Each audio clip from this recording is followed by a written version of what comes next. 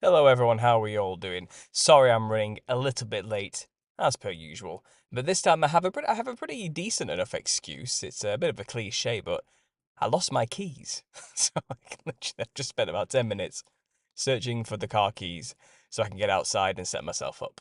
But I'm here now, I'm good to go, ready for a Truth or Therapy session, episode 55. No guest this evening, unfortunately. I did have Amy from Eyes on the Right podcast lined up to be on tonight, but she had to gracefully step down due to a bit of an issue with scheduling, and also she's currently away for another 2 weeks as well.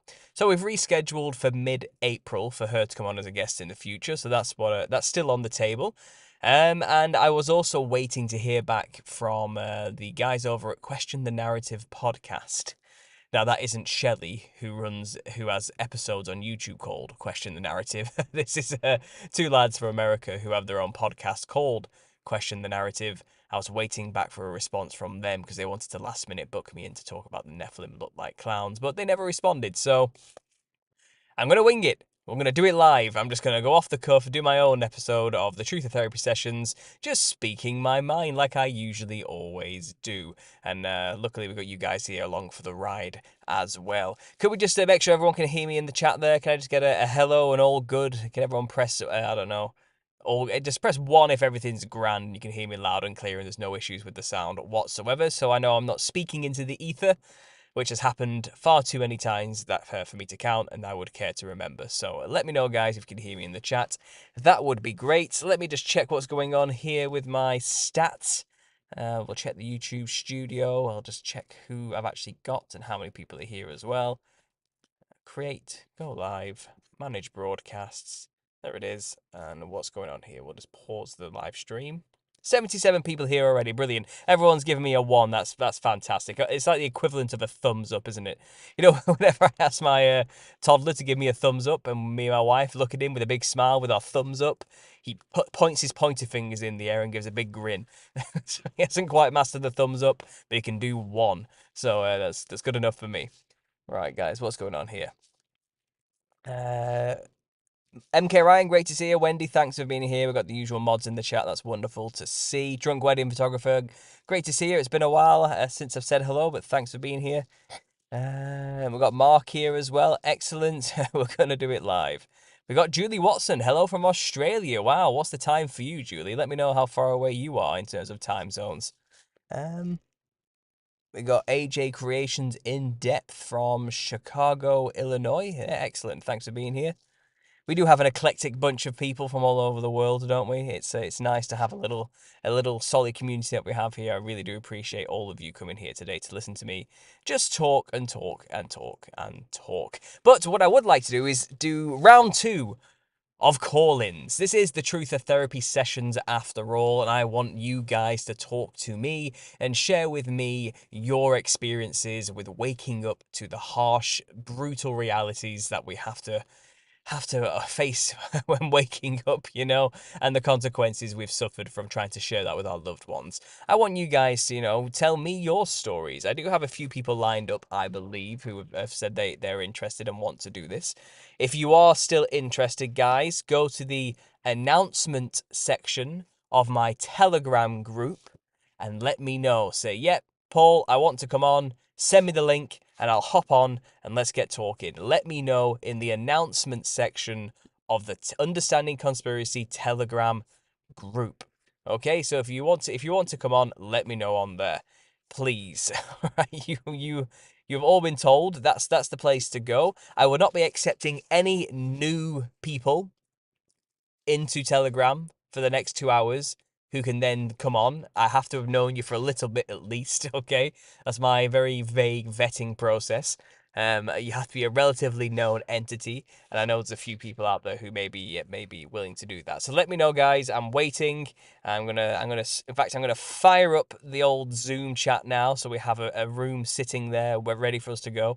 And all you'll have to do is just click the link and it should take you straight in. Okay, so we'll just save that as well quickly. Sorry, I'm just saving a thumbnail, so I don't lose that for the future. We'll close some unnecessary programs so we're not wasting battery. I only have so much battery life because I'm sat in my car. It's a full laptop, but it could go dead.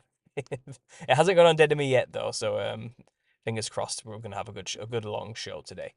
So we're closing some unnecessary programs. Telegram's open. I'm looking at my announcement sections. No one's saying anything yet, guys, but if you are a member of the Telegram and you fancy coming on for a chat, let me know there, please, and I will send you a personal link. Um, Excellent. Sorry, it's like I've got someone talking to me on there as well. But yeah, guys, other than that, I do want to also talk about a few other things as well. It's no secret that in April there's going to be an eclipse or a few eclipses. To be honest, and I'm going to be brutally honest with you guys, I haven't got a clue. This is one of those topics I actually have not looked into thoroughly yet. And consider this me learning from you guys in the chat today, whoever wants to come on and talk. Can you teach me what all the hype around this April 8th eclipse thing is all about? What's everyone panicking about? What's everyone theorizing is going to happen when the eclipse happens on that date? What's all the hype surrounding it? What is the government saying? What is the media saying surrounding this particular date and event that's hinting that something disastrous is definitely about to happen? Let me know in the chat. Give me some details. You know, fill it all in for me, guys. I have gaps in my knowledge here. I have not done a deep dive on it yet at all, but please let me know what is going on. Teach me, and maybe for some people who might have never heard this before, maybe you'll be teaching them too. And I'm gonna have a back and forth with you guys about this concept, and I want to know what is this eclipse, please. And from this show, maybe I'll go on to make my own future episodes closer to the dates surrounding this topic. But as with most of these predictive end of the world events that always come around, which I've seen many of in the over a decade I've been doing this now. I've got to the point where it's the boy who cried wolf one too many times. I don't bother following these things anymore because it always turns out to be a huge nothing burger. It turns out it was just there to make us look stupid to the rest of the public. We come up with all these predictions usually, and the day comes and passes, the event flies by with nothing really major happening, and it's done. You know, the world didn't end, earthquakes didn't just go off everywhere. Nothing happened at all.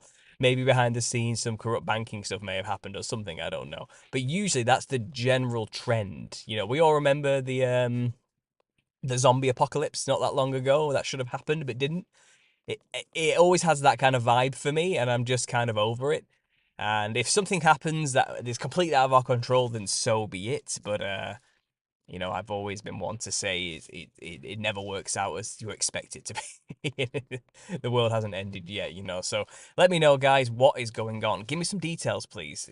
Fill me out. Someone give me an expose. Tag me in it when you say that. Say at Understanding Conspiracy. This is what's going down, so I can see your comment highlighted, you know, so I know what's going on. Let me just check the Telegram. Has anyone felt brave enough to want to talk yet? What have we got? Um. I've got Tobiah offering, but Tobiah Niditch, I've literally never heard of you before in my entire life. You have never spoken up once in the Telegram group, so I'm sorry. I'm probably not going to let you on today, but please share your story a little bit more in the Telegram. Let us get to know you and what you're all about, and then I can approve or not approve you coming on to speak live on the show. That's all I'll say. Ad I know you said you were interested in coming on and sharing your story. Are you still willing? Or do you still want to do that? Please let me know. So Adb says he is interested. Right, Adb. So I'm going to send you a personal link which will bring you in. Now, Adb did ask yesterday to call in. Since then, he has joined the Telegram group, introduced himself, shared with me a little story he wants to share with the rest of you guys. He's even become a patron member, which I'm very thankful for as well, and shared a few of his thoughts on there. And that tells me, okay, this guy seems cool. Come on, let's have a chat on the show. That's the kind of process I'm talking about. That's the kind of vetting. I want to know you a little bit first, okay? Because I do have thousands of people who contact me. You know, I get a lot of views and I have a lot of members on Telegram, so it does have to be a bit. I have to vet a little bit. So let me just quickly fire up Zoom. Now Zoom does have a time limit. We're only going to be able to go for about 30 minutes. That'd be okay. That's just what happens when you have the free software. There is a fundraiser currently. MK Ryan has generously donated $50 towards getting and paying for the full package, or some kind of full video hosting package. Maybe I'll go with StreamYard. I've heard they're quite good. I've heard good things from other podcasters.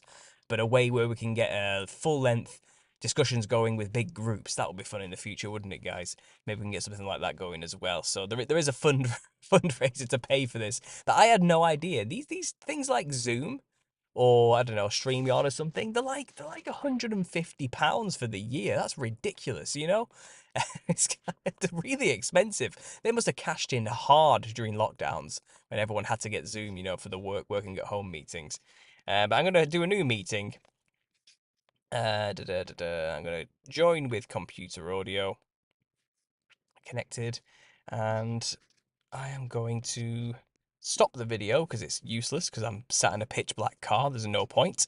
I'm going to get the link if I can remember how to do this. It's been a long time since I've used it, but this is the best one because the sound quality is way better than Skype when you use Zoom. So that's why I'm using this one. But if I could just open that little meeting, invite, copy invitation link. And okay, I'm going to send you the link now. Let's close that. Add B, I am sending you on Telegram a private message, and this is the link to hop onto Zoom and talk to me. You don't necessarily need the app, though you could just download it to your phone. It's free and create a quick account, but you don't even need to have signed up, I believe. You can just join as a guest. And while you're figuring that out, while I'm waiting for you to hop in, let's go over to the chat and see what's going on. You just let yourself known to me when you're actually in the Zoom there, Ad, and we can start talking. You know, I better pop my headphones in so we don't have any unnecessary feedback. Okay, I think he's there. Bear with me 1 second, Ad. I'm just quickly popping my headphones in, and then we'll be good to go.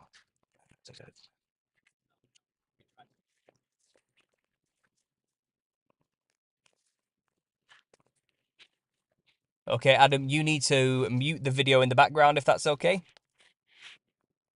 I can hear you loud and clear. I'm sure everyone else can hear you too. Let me just quickly check. All right, I've turned you up on my side. Take it away. What do you want to talk about today, Adam? Well, I had mentioned my my Bigfoot story because I had watched your a little clip from when you were on a different podcast talking about Bigfoot, Oh yeah. and so if you want to just it's not a long story, but so basically my Bigfoot story is this. So I just got back from I served 4 years in the Army. Uh, you know, I was a firsthand witness at the Pentagon to the attack there, and I was there for the next week or two doing the remain recovery. And then when I got out of the military, due to some pretty severe PTSD, I went to the streets. So the point is when I got out, I had a pretty hard mentality. You know, like not much, not much scared me, I would say. Uh, but me and my buddy, we went out to this in the deep woods of Maine. We call it Secret Pond. It's a place we used to go fishing. It's like a, you know, abnormally large fish that we would catch there. And so we went out and I caught the largest brook trout of my life. It was almost 6 pounds. It was like the size of the bottom of the canoe paddle. And if you know anything about brook trout, that's a massive brook trout. Mm. And that night we cooked it up, we ate it, and then we decided we'd go back out to do some night fishing in the pitch black in the canoe. And we're sitting there fishing in the deep hole, and then all of a sudden we hear like, you know, you can hear something traveling through the air, like, and then right next to the canoe, something, or well, there's like a 40-foot cliff next to this fishing hole, right? Mm. And we turned the lantern on in the canoe because, mind you, we didn't have any lights on or anything. And both of the look on his face, and I'm sure the look on my face was like, what was that? So we just our initial reaction was just paddle as fast as we can back to the campsite. And when we got back to the campsite, we're just like rambling, like, what was that? What was that? And like we're trying to like somehow rationalize how a giant boulder fell off that cliff, because we didn't hear like any rolling or anything. We didn't hear anything else other than the sound of it going through the air and then hitting like a couple feet from the canoe. Mm. We calmed down and got the fire going, and we're sitting there and we're kind of laughing about it. And then all of a sudden, wham, wham, wham, and like just outside of like where you could see with the campfire light, some we thought it was someone, right? And I've been haunted ever since I was a kid, and I watched the movie Deliverance. I don't know if you've seen that movie, but the whole the guy gets tied up to the tree and he's like squeal like a pig, and like so that movie's always been stuck in my head since I was a kid.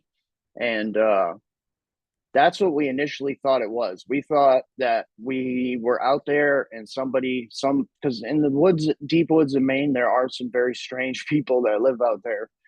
So we assumed that it was just somebody that was upset that we were fishing in their pond and taking their fish, Mm.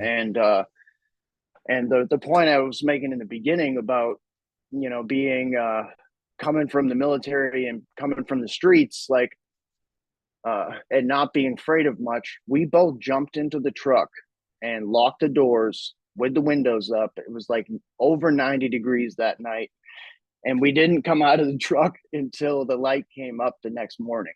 Mm. Now, for years and years and years, we just assumed that there was some crazy person out there living in the woods that didn't want us out there. Now, we would have left that night, but the road is so treacherous. Like, I mean, it has to be daylight or you'll get stuck, you'll destroy your vehicle, you just won't get out. So that's why we just stayed the night. But years later, I was watching a documentary on Bigfoot, and it talks about how they throw rocks and they bang sticks on trees. And I instantly called my buddy and I told him, I was like, you got to watch this documentary. And ever since then, we've like been convinced that there's a probability that it wasn't some crazy person, that it was some sort of Bigfoot creature that scared us out of there. We never went back. I've never been back. I don't think he's ever been back either. So I just thought it was a pretty crazy story. Yeah, absolutely. Thanks for sharing that. That sounds absolutely terrifying. I mean, what was it? Was it like pitch black by this point when you're going through the woods as well, trying to get to your car? Yeah, I mean, yeah, it was pitch black. I mean, we had Yeah, the campfire going, but we didn't get out of the truck to keep putting wood on the fire, so it ended up getting dark again. And I yeah. don't think there was any moonlight that night, so it Mm. was pretty crazy. That does sound scary. A huge boulder just slamming next to you out of nowhere as well must have been an absolutely terrifying thing. What could move such a thing as well is what you've got to ask that question as well. It's Yeah, it's funny. Your story actually reminds me a little bit of one of my own odd experiences in a forest. And I don't quite know what it was, and maybe to this day I still don't have really an answer for this. But it was a while ago. We're talking maybe I don't know 20 years ago. I must have been. I don't know how old am I now? No, I would have been it's probably about 15 years ago. I would have been in my late teens, maybe 19, 18 years old with a friend of mine. And we were walking back home from the city. And I went down this off the road path. We have like this long forest path you can walk through rather than going through the main streets. And if you know the area, you know this route, you know. So we went that way, and we took an off road to go through this particular forest, this little woods we have, and I've always gone to this woods during my psychedelic tripping days because I was always in awe at some of the trees around there. They look so ancient, you know, and they just had this weird twistingness to them, which was just beyond your ordinary tree.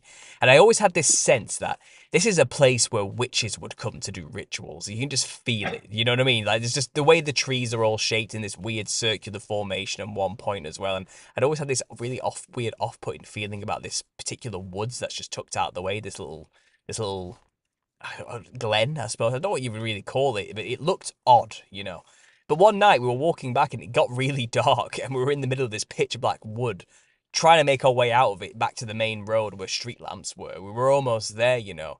And we heard a loud crack coming from the depths of the woods, while we were walking through the leafy path.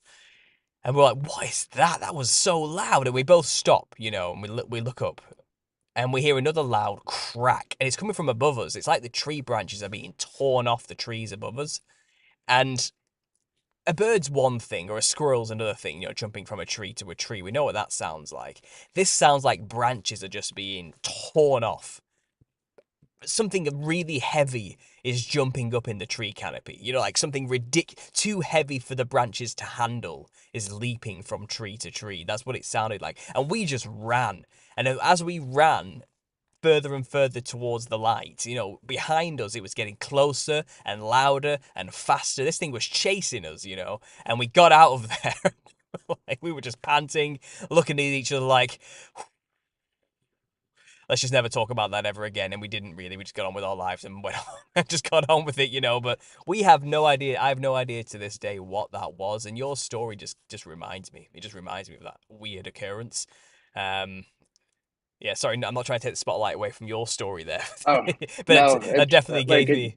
Sorry, go ahead. Yeah, the that rationalization you do in your brain. It's like it happens in like a split second, but your senses are telling you one thing, and your survival instincts are telling you another thing, and then like you're trying to rationalize, like trying to make sense of it, and it's just I know the feeling. And I remember also like the next morning we kind of went over there to where the sound came from to look, and it was so strange because it was the brush was so thick, the undergrowth was so thick that like no, like there's no way that, like, because we didn't hear anything coming like through the woods to get to where, like, to where we heard that sound, like Mm, because it was just outside the campfire light. And that was another thing I remember hearing in the documentary, was that they'll stay like just outside of your the where you can see or whatever.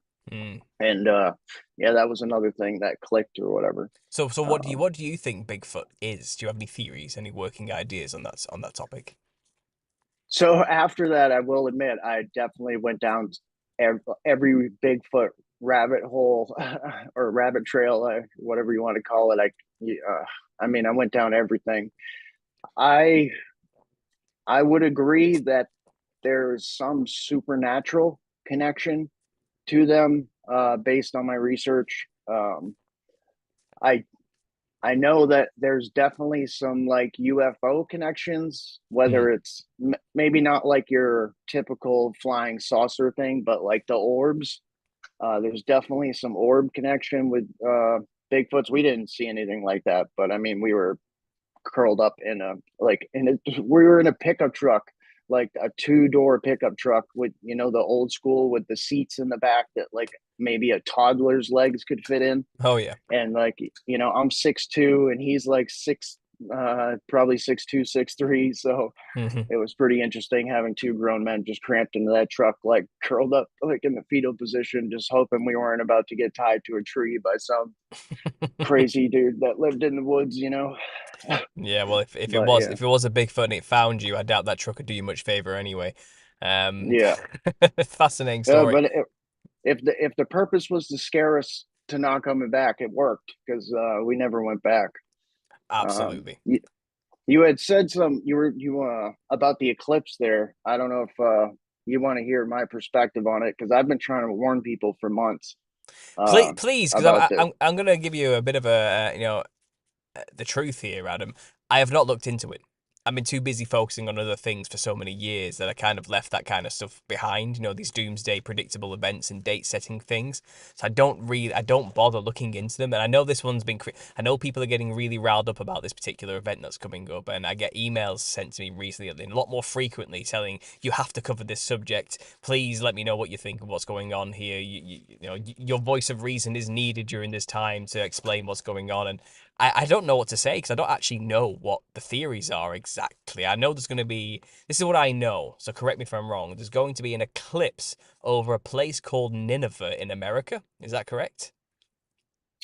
Okay, so well, it's going to cross over a whole bunch of towns like Corpus Christi, The towns that it's crossing over are not necessarily the what interests me. What Sorry to cut you off. Did you want to keep going there No, no, or? like I said, that's literally the extent I know. And everyone's Oh, saying okay. everyone's saying the government is like giving hints that something drastic's about to happen soon, and it's all going to correspond with the eclipse or something like that. And I'm sure everybody from Adam has a theory on what's going to go down that day that's different from one another. And if you want to fill me in the best you can with what you think is happening, go for it. Okay. I'm open ears, you know. So the reason that I have been warning people, especially anybody that I know that lives along the New Madrid fault line, which is basically it runs right up like the center of the United States. Mm-hmm. So there's lots of theories. Like you got people that are non-Christian, like that are into astrology, that are talking about all the different planetary alignments. You got people talking about biblical prophecy. Specifically, a lot of futurists are tying prophetic events to this. You have, I mean, pretty much everyone has something to say in connection to this eclipse. But for me, all you have to do is go back and look at 1811, 1812. And it's not necessarily this one eclipse, right? So it's not the eclipse itself, but there's going to be a comet simultaneously that you are going to be able to see with the naked eye during the eclipse, supposedly, right? But there was also an eclipse back in October. Uh, don't quote me on the year, but there was another eclipse that crossed from like Washington State down to Florida. This one's going to cross the opposite direction. It's going to form like a perfect X over the United States. This exact same thing happened back in 1811 and 1812, where there was the two eclipses that crossed over the United States in the same exact way, and there was a simultaneous comet at the exact same time. Well, 2 months after that, there was like over 2,000 earthquakes. The report, you can look this up, 1811, 18, just like Google 1811, 1812, New Madrid earthquakes or whatever, eclipse, and there's tons and tons of articles on it. But basically, people are quoted as saying the ground didn't stop shaking for weeks. Um, and then because I've been really following the fault line right off the coast of California all the way up to Alaska. That one, the one that's been spewing the what they call the tectonic plate fluid. I don't necessarily believe in the tectonic plate theories or whatever, but that is a sign that and they say that one's going to be like a 9.0. That one, they said that Seattle and some other coastal cities in like Oregon and Washington are going to disappear off the face of the what I would consider the flat stationary Earth, but they're built on uh, like the rubble of the cities previous, but there's no bedrock. It's just like layers and layers of sediment. And what happens during an earthquake is soil liquefaction. So it basically turns anything that's not solid bedrock into water, and the city will just sink, right? So that one's like just about to pop.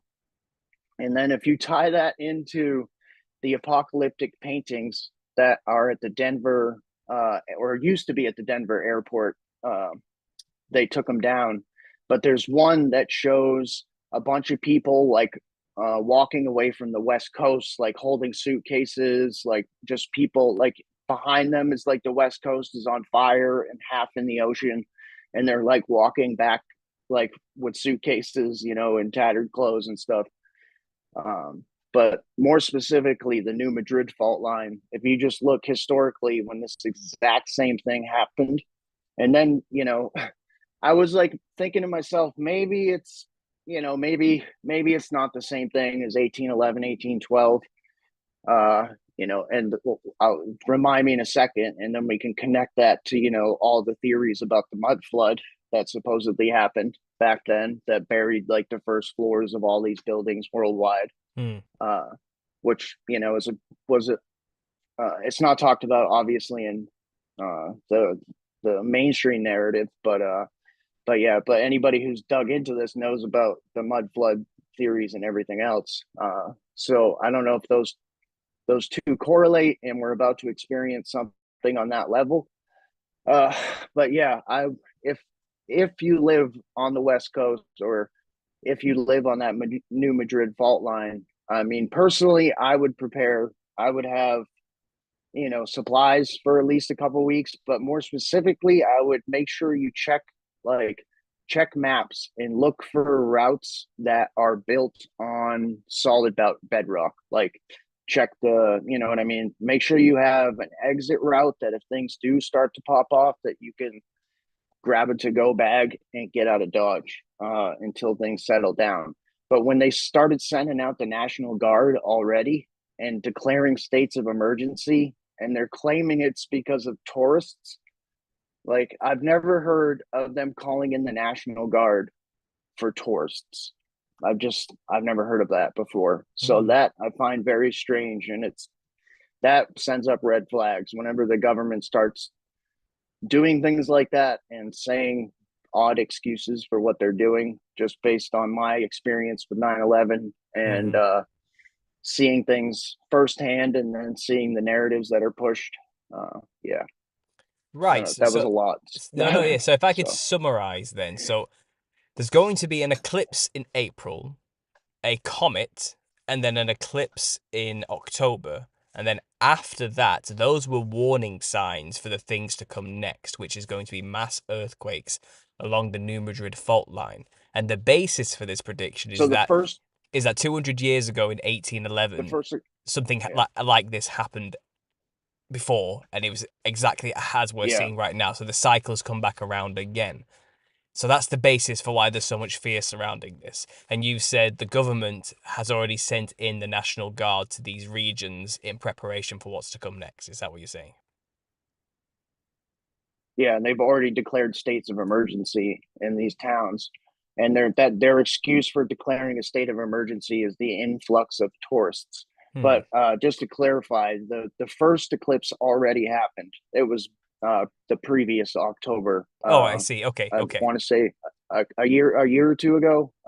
Don't quote me on the exact. It was in the last couple of years, I think, but or a few Right. years. But don't quote me on my time, because COVID really destroyed my concept of time. Yeah. So so, so so when but it so was, so the yeah, next one that's coming in April then is this coinciding with a visible comet? yes, and it's called the Devil Comet, just as a cherry on top. Of course it is. Why wouldn't it be called that? What else would you call it? Yeah, Yeah, absolutely. Okay, right. Okay. And there's yeah, precedence to say that the mud flood, which we can see evidence for, may have been caused by this previous event.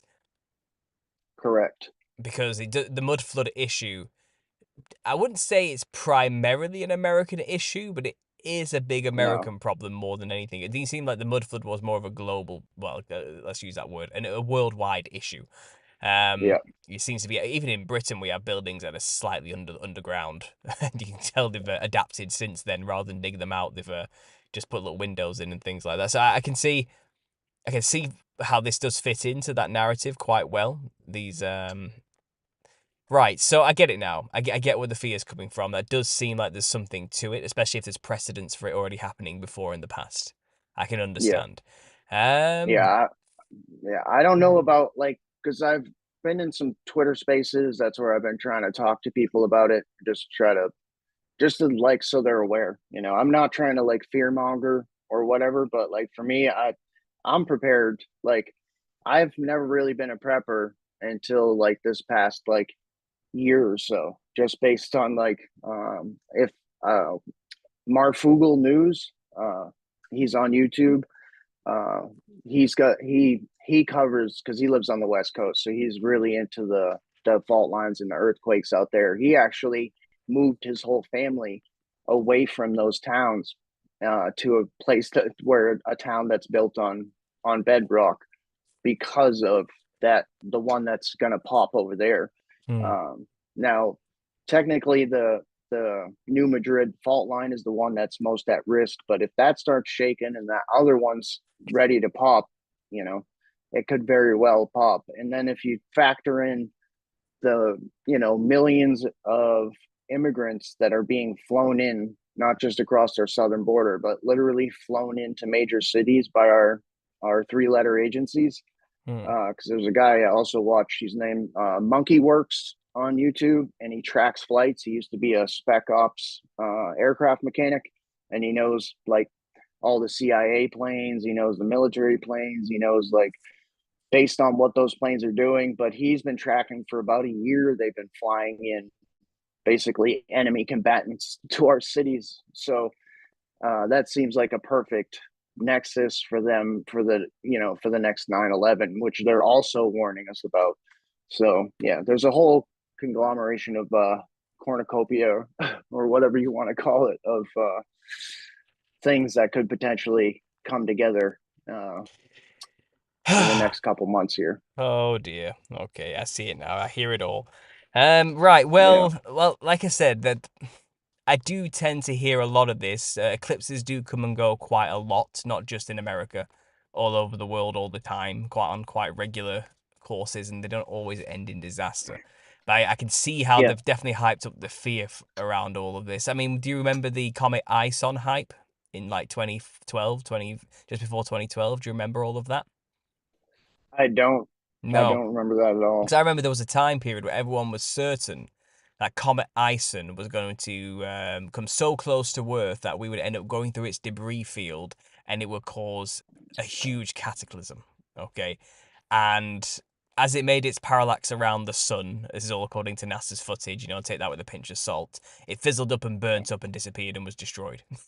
But everyone was adamant, this is it, this is the end, we're all gonna die, and I remember all that hype.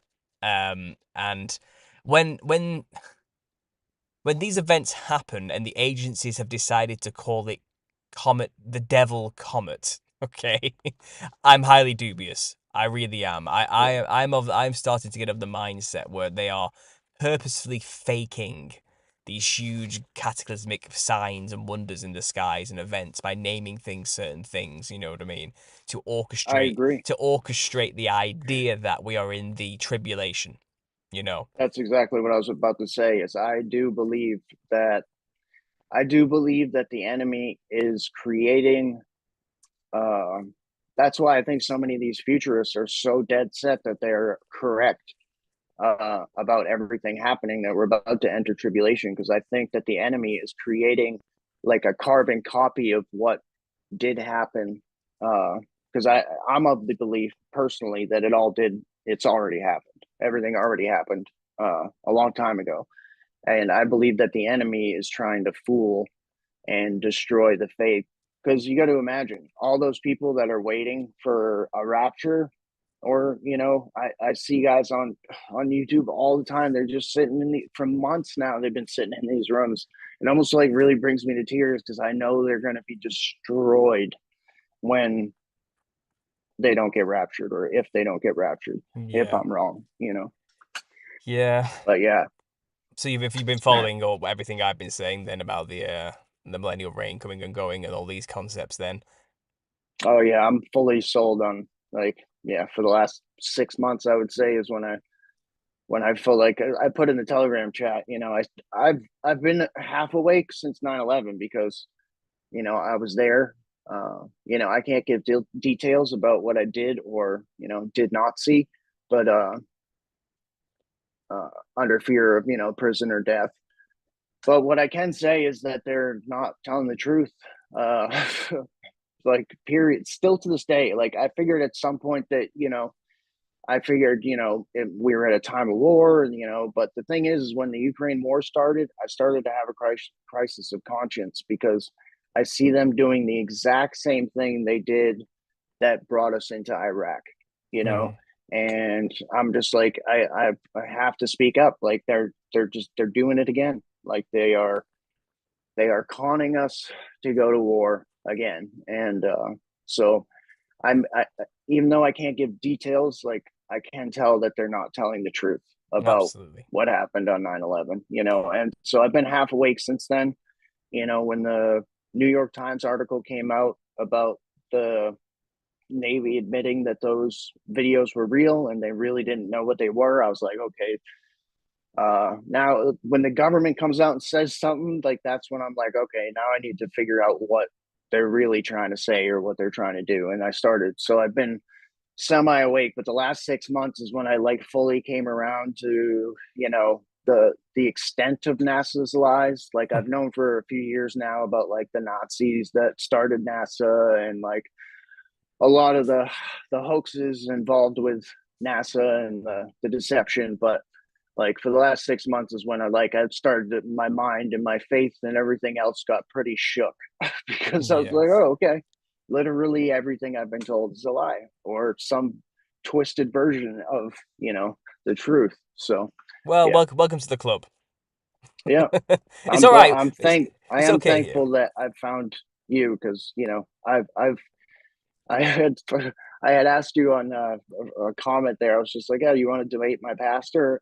And I don't even think I would want you to debate him, just because like I'm pretty sure you know how it's going to go. Like, if somebody's not ready to hear this information, like if Yah hasn't prepared their heart, like to hear it, like even if like they're just not going to hear it. Like, I went from like being friends with all the leadership. Like I'm part of the reason he's the pastor in the first place. I've been called a Gnostic heretic. Like I've been instructed not to speak to anybody anymore at the church about any of these topics. Like, so yeah. Well, yeah, I And remember that. I remember that message you sent me, and I asked, "What would you want me to debate exactly?" And I think it sounds like you've discussed a few of the ideas I've said in my videos with him, and he basically lambasted you for the idea. yeah, Now you look, should have seen you should have seen how he looked at me when I said the Nephilim. All I said was the Nephilim looked like clouds, and I mean, that was actually one of the worst looks he gave me out of all the different things I've brought up to him over the last like 6 months. Like when I brought that up, that was just like too far for him. but they do though. I'm not even Yeah, joking. It's not but it's even. true. It's not even a It's joke. It's not even funny yeah, when you look into it. It's really terrifying and sad. yeah. It's dark. It's really dark. Like I thought, because when I got like, first of all, I saw some pretty dark stuff in the army. But when I got out of the army and I went to the streets, like because guys that I had served with basically got into the drug game, and they were on the upper echelons. They were higher up the ladder, so I was able to kind of skip the ranks and go right to the top when I got out of the army. And Hmm. I thought I had seen darkness, and then I started in the last like 6 months, like looking into like Pizzagate and like Ooh. the satanic rituals and the what's happening to children, like, and like I had thought I had seen darkness and I thought I knew what darkness was Yeah, until yeah. like the last 6 months. I agree. I'm gonna have to stop you there though because that's instant ban talk you're talking about right there. Oh, I'm But sorry. we all I agree. apologize. We all I agree. apologize. We all certainly remember, and we're all disgusted, and we're all fully on board with you with that one. Absolutely. I apologize. We So will. yeah. Sorry, but yeah, like I said, we have not forgotten about that. And that was Okay. actually that particular subject matter and that particular issue of satanic ritual abuse and the victims of that was something that my channel I was really angry about for many years on my channel, and I was at war with people who supported that type of stuff. And Yeah. yeah, yeah, it boils my blood. I'm there with you. Okay, but I'm gonna have to Yeah. cut you short because Okay. the meeting's coming to an end. I only have a limited amount of time on Zoom. Has it Um, been 30 minutes already? exactly, yeah, and it's gonna Oh shut my us. It's goodness. gonna kick us out soon, so I'm gonna have to round it All up right. very quickly. But one thing I will say, I'm sure you can neither confirm nor deny this, but I bet whenever the cleanup operation happened around the Pentagon at 9/11, they weren't really leaving with many parts of planes, were they? Like I said, I can't give details on what I did or did not see, right? So, but I can tell you that they're lying about what happened. Oh, yeah, yeah, we all know what you're saying. We get it. Yeah, we hear you. We hear you. All right. Well, thanks for sharing. I really All appreciate right. that. I'll see you in the Telegram group. Yeah, keep. We'll be in touch on there.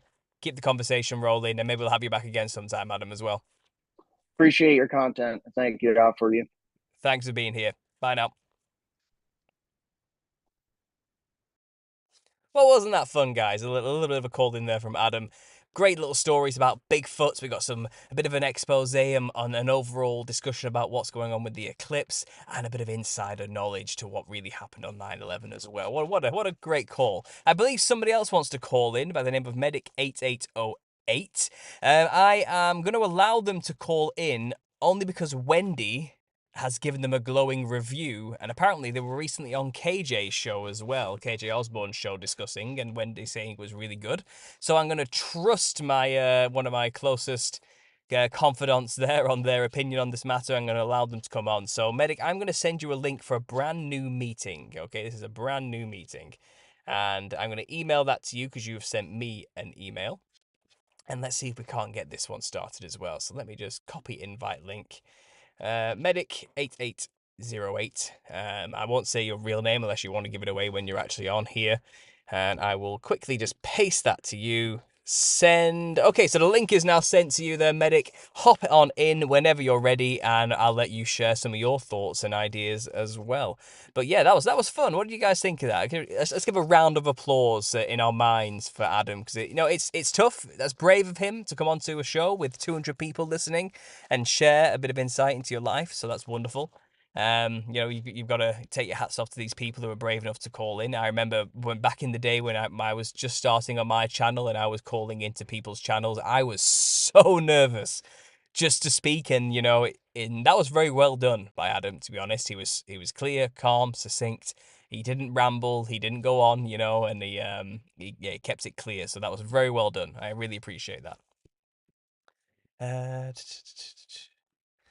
Ryan Smith, what's the Telegram channel? I have a Telegram group called Understanding Conspiracy. The link is in the description to every video you can find on my channel. We're almost at 1,000 members. We might even 993 members. By the end of this show, I'm sure we'll make up the last 7 to get to 1,000. Absolutely.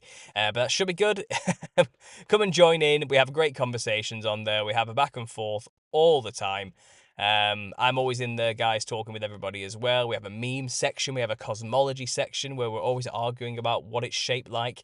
We've got a dating and relationships and meetups section as well. If you're looking for a bit of truth or love out there, I've attempted to create a place where maybe that could possibly happen, but probably not, let's face it. I'm giving it a go.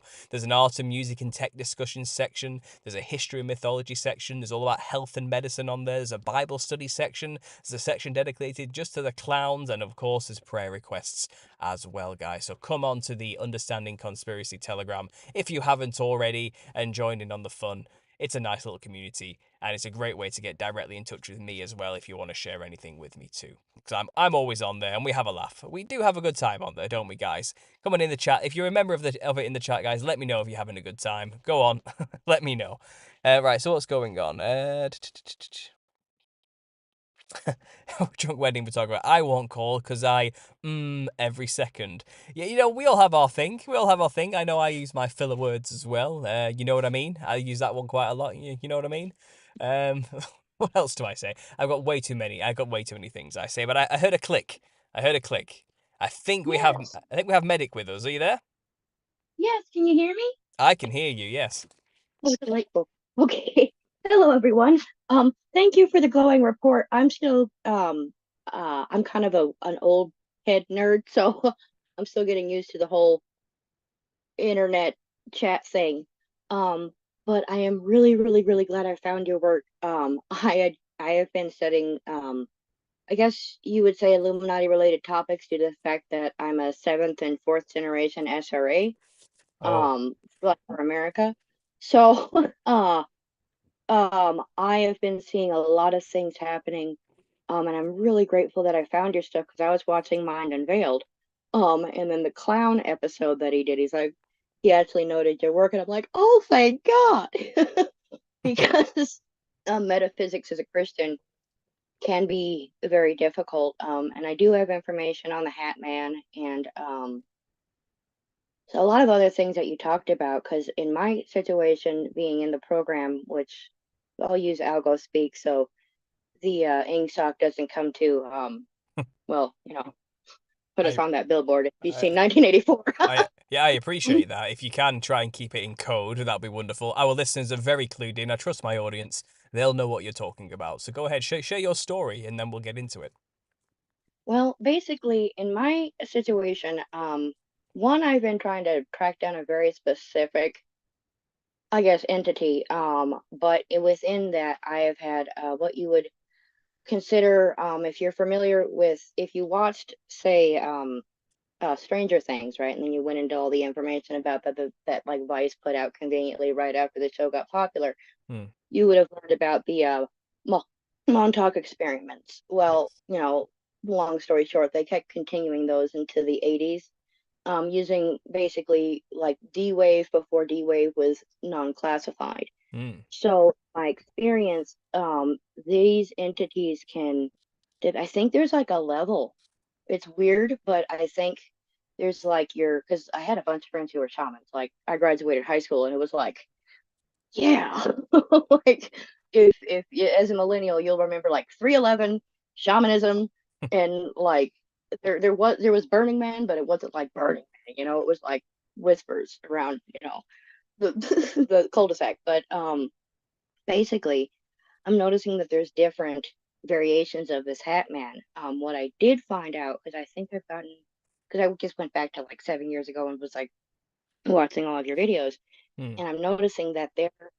First, my general idea is that if you're understanding of the Men in Black, before the Men in Black, because my specific program was like Doctor Who related, if you get what I'm saying, um, it would be a predecessor to what the 1950s would call a spook. And spooks were like a very, very common archetype because, hence, like, the old patterning of the 1940s suits that went everywhere in the West, is even into the East. And with that classic, like fedora type, Stetson type of hat. Hmm. Um, this actually does relate to some ancient Chinese situations of an even larger wide brimmed hat, which goes all the way into the Native American traditions in Hmm. Mexico, from Mexico to Vancouver. In my personal experience, I have found that these, what I'm going to refer now to as spooks, or what the newer communities would relate to as the Hat Man, because it was a really weird transitory time with millennials where we were aware and kind of living McKenna still, but things hadn't been settled yet in a common speak past 1965. So, um, what I'm noticing is that a lot of, like, if anybody is familiar with Dan Duvall's work on like the Soul Trade or Bride Ministries, he's got some really good resources that kind of break down Kabbalah Hmm. and explain that these recurring entities that don't like you, they're not your friend, but like, mind you, I was my friend group was like enamored with these things. Yeah. But but I'm noticing that in some cases, because of the soul trade, in my case, my person was actually somebody I had met through my other, I guess what you would call gateway experience time travels, but specifically Focus 17. So if you have that paperwork in the Gateway time travels from the Gateway experiment from 1918, no, sorry, 1983, Hmm. if you look at Focus 17 backwards and forwards, there's a situation where basically, if you look at Ron Horner's work, and basically with throughout scripture, there is a situation where like the devil's like trying to trade souls. So in some cases, it's not particularly like, oh, you should just be walking around talking to ghosts like it's Casper the Friendly Ghost. But there are instances where these ghosts, whether it be through generational ancestry curses or being in the program or just being a seer, which is really like psychic gifts, all this stuff originates from the Lord. Like Jesus, in my personal opinion, is the creator of everything, and therefore everything else coming afterwards would be kind of a sad bootleg, Hmm. So you would find out that a lot of these spooks, whether they make decisions to extend their lives in weird ways, and they've been doing this, at least in the modernity of what we understand from the 20th to the 21st century, Hmm. um, in these weird ways. So they have this archetype of this hat, and depending on what they want to use the soul for, to like kind of keep, I guess, powering, giving an economy to the soul trade, will be kind of like your hat man. Like a lot of Generation Z, they're seeing a resurgence of the 1940s hat man. Like a good portion of millennials saw. Hmm. Um, but at the same time, and I know it sounds crazy, but the brim is getting wider, which is indicative of a more Chaldean direction. Which, if you've been following like Mind Unveiled or studying, like, well, if there's a Western, there's going to be in there's something about the French Connection, that kind of thing.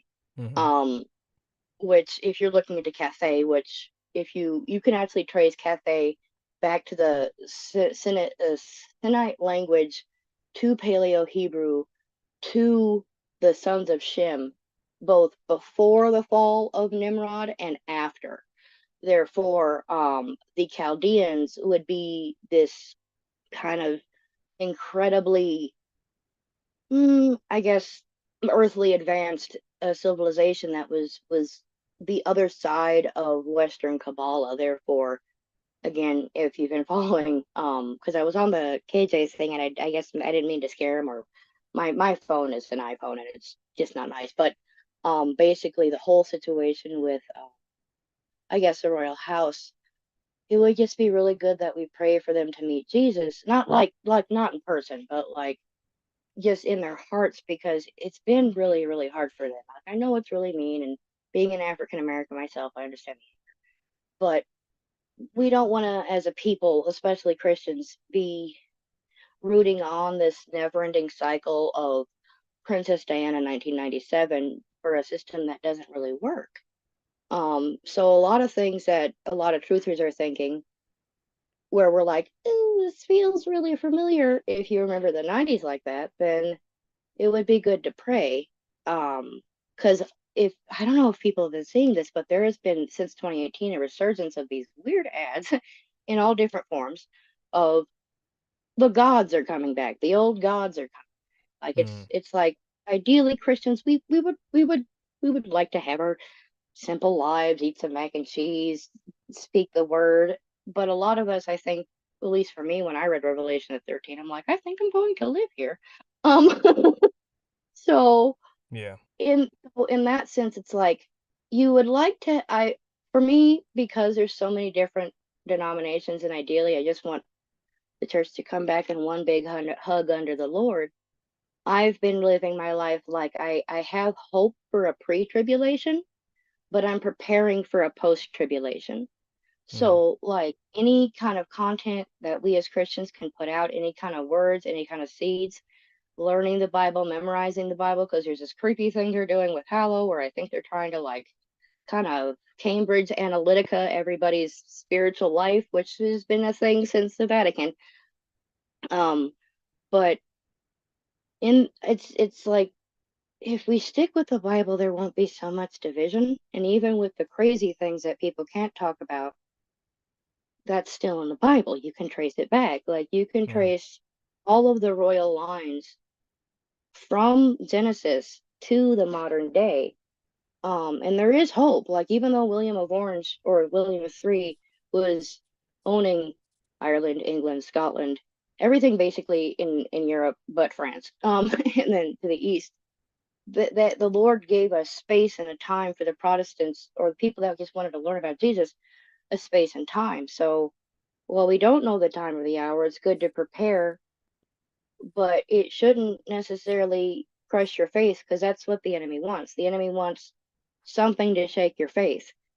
And whether we're here for another 1,000 years or not, we should be able to hold as strong. I mean, there are churches in Asia that have been holding since Tiananmen Square that Hmm. nobody ever hears about. And right now, for me, as an American, I honestly feel more like a Chinese citizen. At least, I mean, it like if you were on KJ, that's like I was trying to explain that, and I guess said too many buzzwords about um uh across the pond that it just kind of deaded my iPhone, I guess. Yeah, But you do have to be careful with your language, especially on YouTube. Sometimes I can understand where KJ was coming from if something like that did happen. But let's just circle back here to your story about your experiences with the Hatman entity. I mean, my work has shown me that the wide brimmed hat is a tool more than anything for people to connect to the spirit realm more and also to channel entities. You said there, maybe it's people with natural spiritual gifts would perhaps, utilize these more so, perhaps from Jesus. But if you look at the example of the Mudang in Korea, Hmm. the Mudang shaman of Korea, which is still practiced to today, but it's quite ancient as a practice. It's usually more often than not a female, though there are few males involved, and they tend to wear a wide-brimmed, tall black hat. Similar to a top hat in some senses, so similar more to a pilgrim's hat as well. Let's say, the typical pilgrim's hat of America as well. And she also wears multicolored clothing, very typical shaman clothing. But it's what interesting thing about the Mudang is that they become channels capable of communicating with the spirits after an incredibly traumatic event in their life.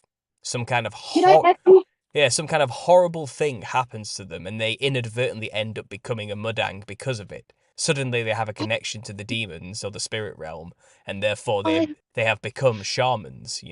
And their main tool, the main part of their costume is a tall, black, wide-brimmed hat. But then if you go over to the Guahanas tribes, let's say, of the Guahana of the islands of let's say the Canada, the western coast of Canada, um, Haida. the Haida tribes of Gohannas, yeah.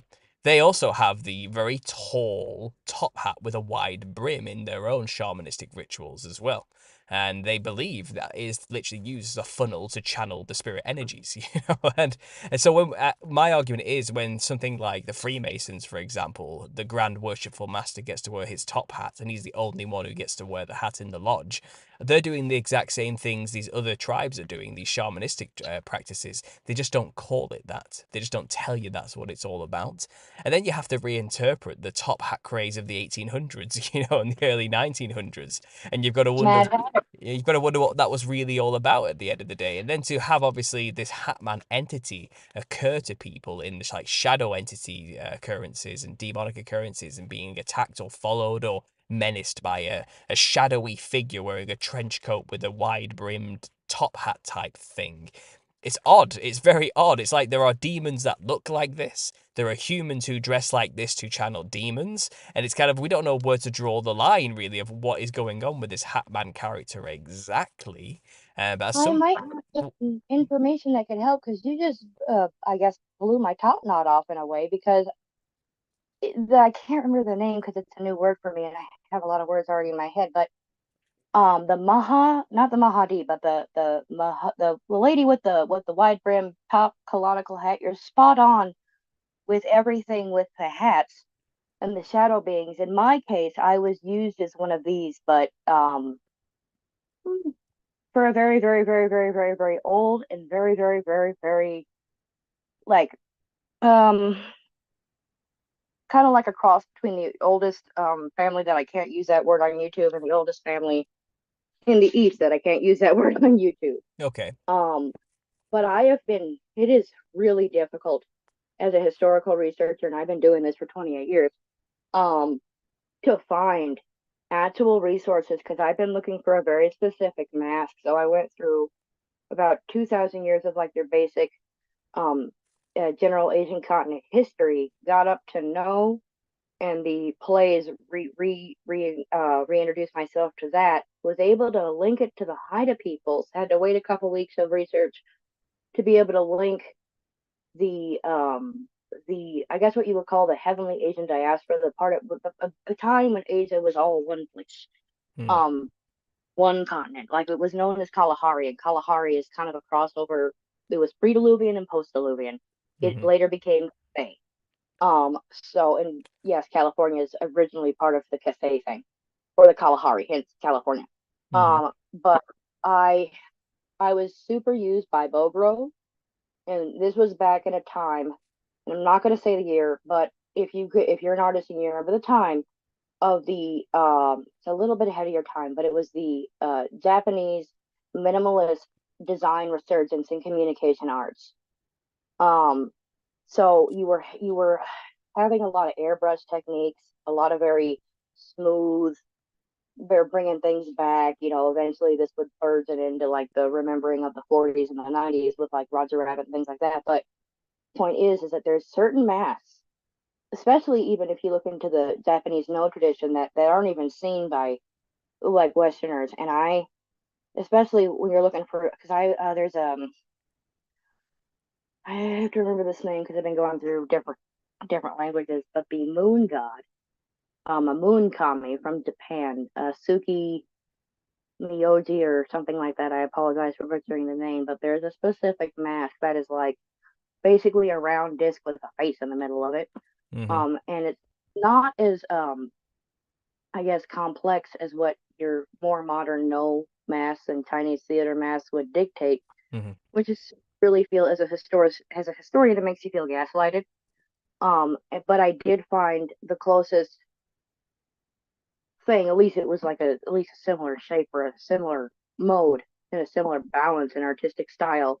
It was the Haida tribe, which would mean that there would be at least three different diasporas into the North American continent after a good 2.5 cataclysms, plus the fact that I'm wondering if America was home to the bodies of these now shadow entities, kind of like a Og situation, but like the great, great, great, great, great of Og. So like only the best alchemical kings were coming to the North American continent, Mm. which can be propagated through, the writings that, America was found by the Chinese in the 5th century. Mm-hmm. So my guess is that these things that Americans are seeing now are the shadows of what once was before Westerners were let in. And understanding the soul trade would explain why gold is not the standard. It is whatever the Dutch East India Company was using as a standard, which is like across the board, equally everybody. Um, which, like a lot of questions, like why is Washington, D.C. reportedly or allegedly by some what you would call conspiracy sites still part of an English colony, as Mm-hmm. is Disney, which is a whole other problem because California, all of it is linked. Santa Cruz to Disneyland to Bow Grove to all of Crowley's residencies. So I'm having a really hard time trying to find this mask because for me, I'm kind of at this point where I've been witnessing.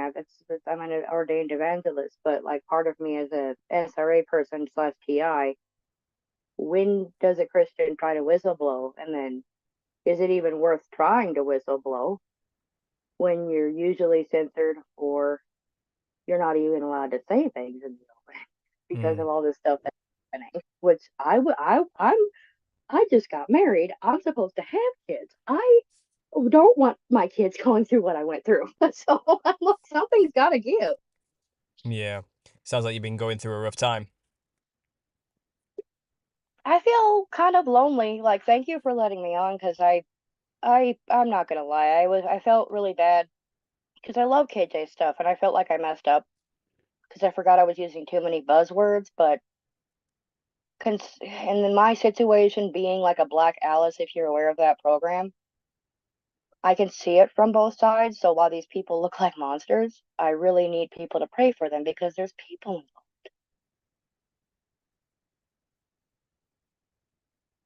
Yeah. And I'm a little disappointed because I even missed the boat. I mean, Harry and Meghan came over here. We could have witnessed to them instead of making fun of them. And that's, I mean, in my personal opinion, I really think America, we were sent here by Jesus as a place to be able to preach the gospel so that everybody in the world had a place where they could just be with Jesus. And I feel like while we've really messed up, we've really messed up, it doesn't mean that we can't pick up that original calling in the first place. Mm. Well, you're I certainly mean, doing your part. You're doing the best you can. Go easy on yourself. You can't save the world. Okay, this is one of the best advice I can give anybody. And try your hardest, but taper your expectations a little bit. The world's a big place. There's a lot of people, and at the end of the day, it's all in God's hands. Jesus saves at the end of the day, not you. All you can do is just plant seeds and help people find the light and come to the truth. And you're doing your bit. You're talking to me today. You're talking to a lot of people are hearing what you're saying today. And you went to KJ and you said your bit as well. You're not going unheard. So go easy on yourself. No pressure. You survived something horrible, and you now have life. go live it. Go live it abundantly. You know, you've got the gift of life from God, and you've been freed. And again, don't put all the pressure on yourself to try and save everybody and let everybody know the truth. We're a team. We're a team. You're not alone. We're all doing it. You know, we're all working hard together here. And it's conversations like this, they'll go a lot further than you realize. You know. Yeah. Well, thank you so very much. I'm gonna get off because all of the waterworks in my face. But thank you so very much. I guess I wanted to encourage the saints. And if anybody has, I guess what do they used to call me? An at-risk youth, right? Like I make art.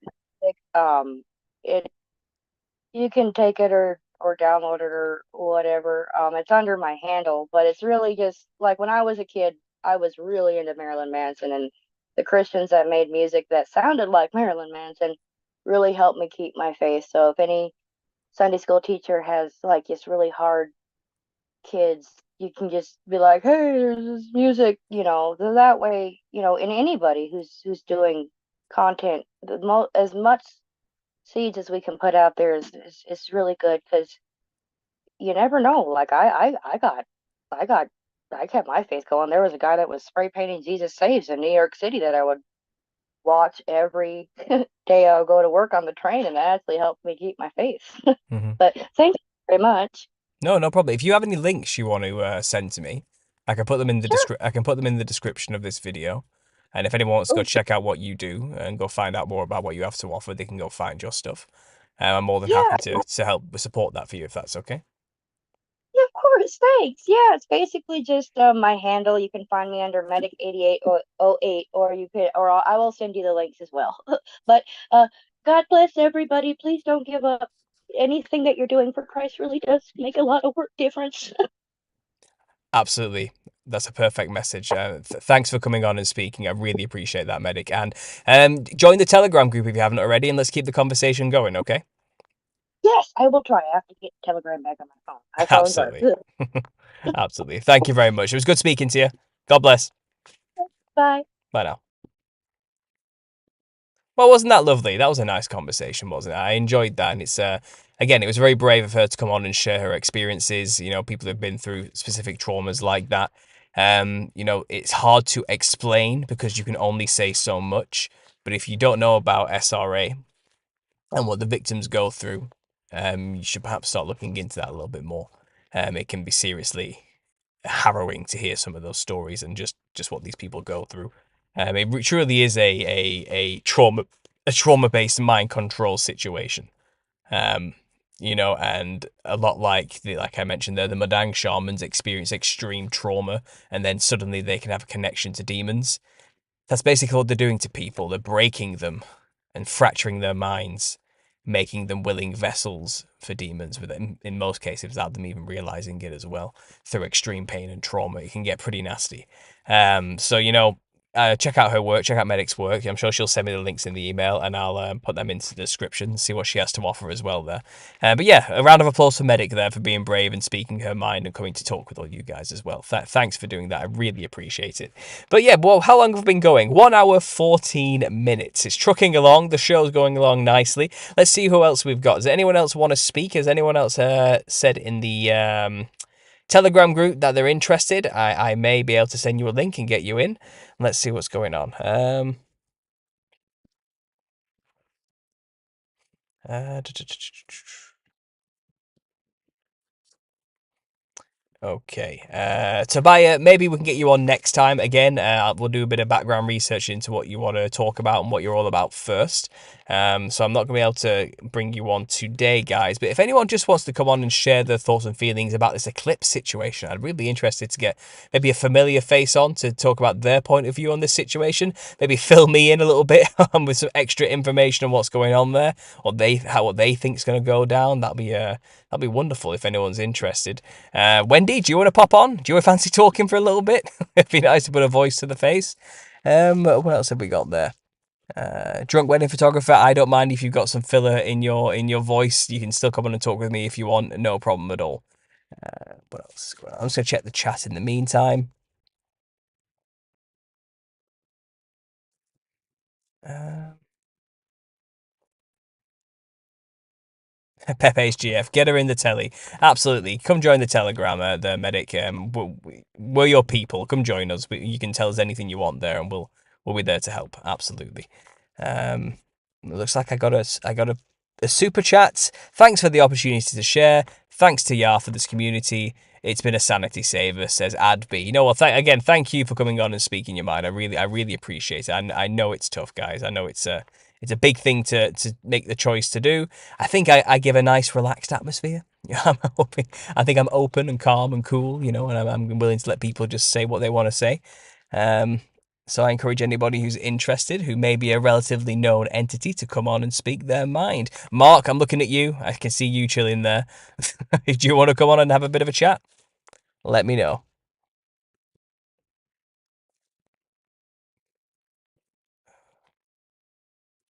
There's Medic saying, God bless you all. Excellent. It's like people are explaining what SRA is there. Let me just quickly check something, guys. Sorry, just bear with me 1 second. I just need to just quickly check something. Surprisingly, the stream is still monetized. Okay, I thought I'd just check if any of the keywords being said there have triggered anything, because usually midstream sometimes they just take it all away from me. But I think we're all good. I think we're all good. Mark says I'm in bed at 9:45. Oh, fair enough. I guess you probably got work tomorrow, haven't you? Fair enough. My phone's about to die, so I'm charging her. I would join in, says Wendy. I'm just hearing excuses here, guys. I'm just hearing pure excuses. Fair enough. That's not a problem. I can just ramble on for a little bit instead. Are there any particular topics or questions people want to ask in the chat then? And I can go off and give my opinions on, or my thought processes on what's going to happen. I mean, in regards to this eclipse that's supposedly happening on April, now I've been given the context by Adam there. I can see why there's fear. And maybe I'm missing some more information. Maybe there's more clues and signs that have been thrown at us to say, yes, this is definitely the one. But I can't tell you how many times I've heard it being said to me that this is it. This is the one, guys. This is the thing we all need to look out for. And from what I can tell, nobody in England or any other country is paying attention to this. This is a very American problem, this eclipse, okay? And maybe just to get the Amerocentric viewers out of that myopic view of the world, but whatever's going to go down, it seems like it's probably only going to affect you guys. And maybe it is this earthquake on the New Madrid fault line, so it is literally going to be the west coast of Americans, maybe some people in the center who are really going to suffer from whatever's going to happen if it's going to come. But it doesn't seem like this is going to be a worldwide issue due to this eclipse, whatever that is. This is not on the radar of anyone else. Our news is not talking about this at all. It is just not a thing. Nobody outside of America cares about this eclipse. That's basically what I'm saying here, okay? From what I've gathered, it's absolutely just not a thing for us. Which is why I guess I'm so ignorant on the matter, and why I'm looking for people to just give me more information, if possible. I really would like some more information.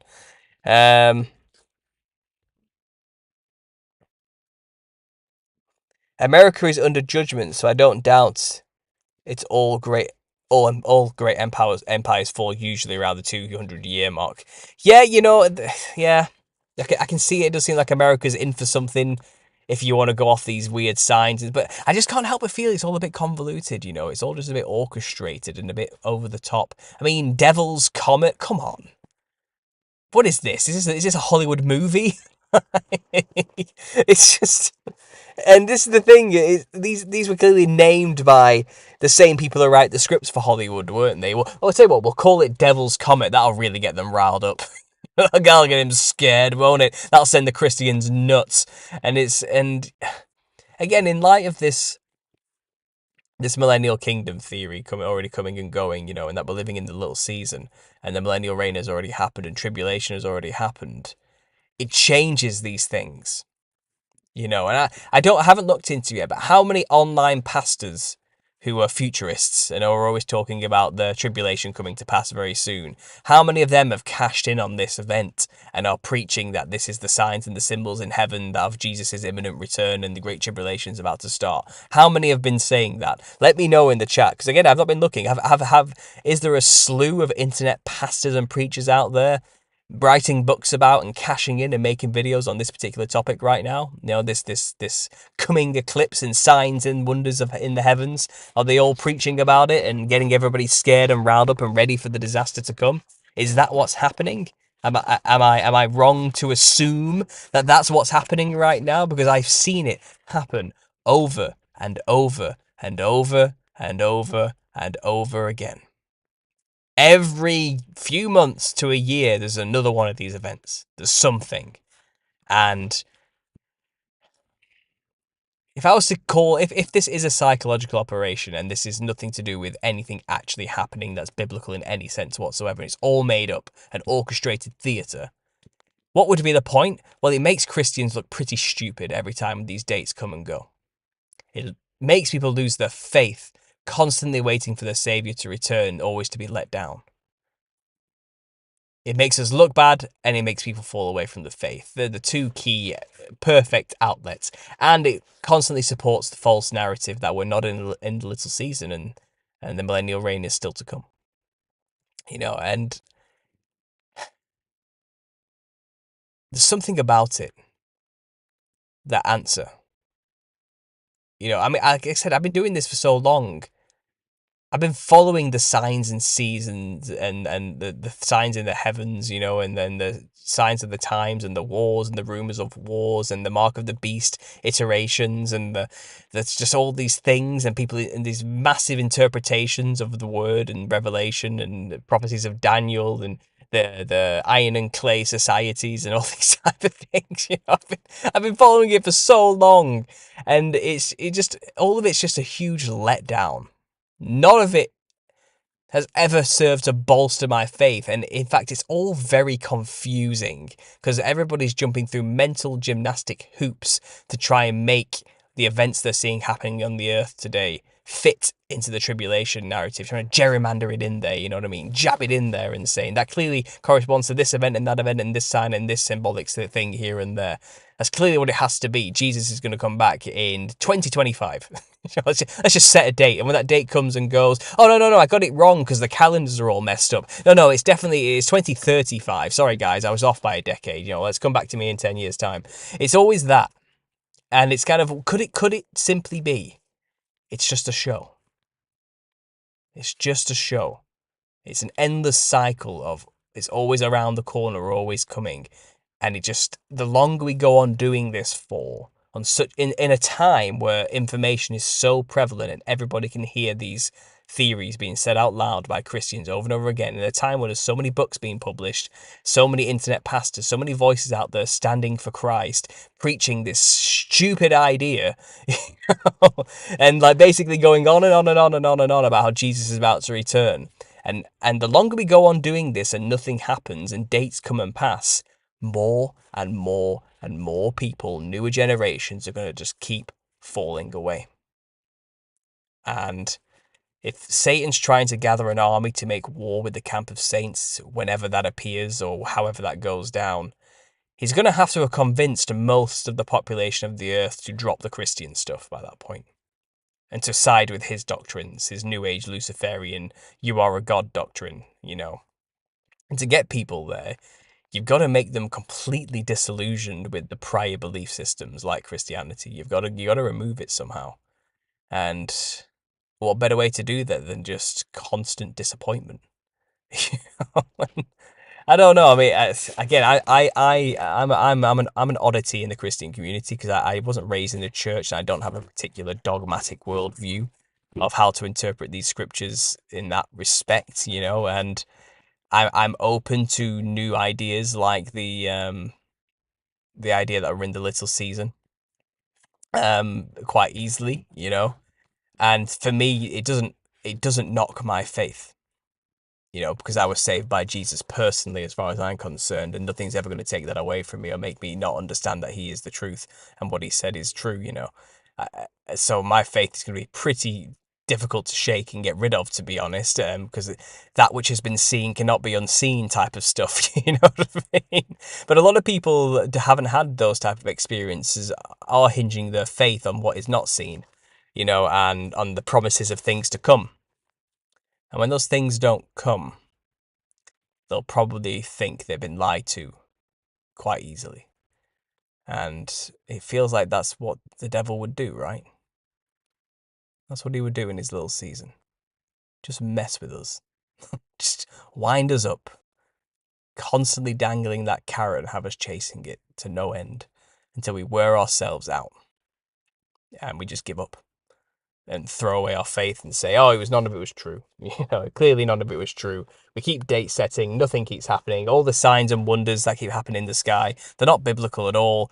Clearly it's just stuff happening randomly in space, and we've applied stupid interpretations to it from our own primitive beliefs. Let's just leave it all behind. Clearly we're all God trying to ascend through our own personal evolution. Let's just become machines. Let's just plug our consciousness into the grand AI God or something. I don't know. I'm spitballing about how it could all go down now and speculating, but I could just this little season thing makes sense of a lot. It really does. And I'm not saying I'm the predominant expert, you know, on this topic. I'm not. You know, there's people out there who know dates and times and scriptures and passages down to a T and have memorized it all. I'm not that guy. You know, and I talk to those people who have all that. And I'm just somebody who's reacting to the information I'm learning and trying to pass it out in my own brain.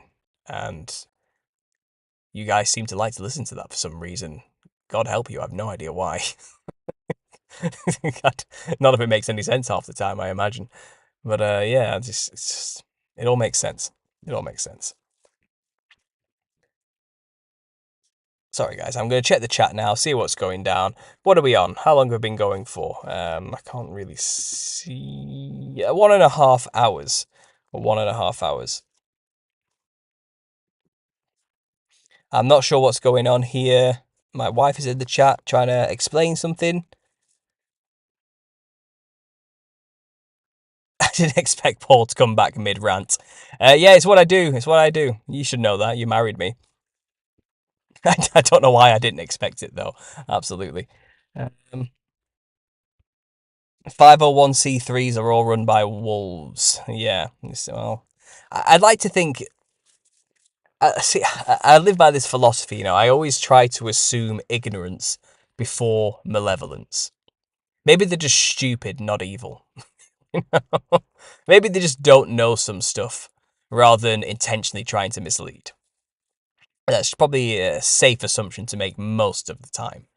But it does seem like there's a bit of a weird corruption thing going on in these churches, that's for sure. I can definitely see that. It definitely seems like something dodgy is going on. Certainly. There's an agenda to have a particular worldview out there. I can see that. I get that. Let me just check the chat here, see what I missed.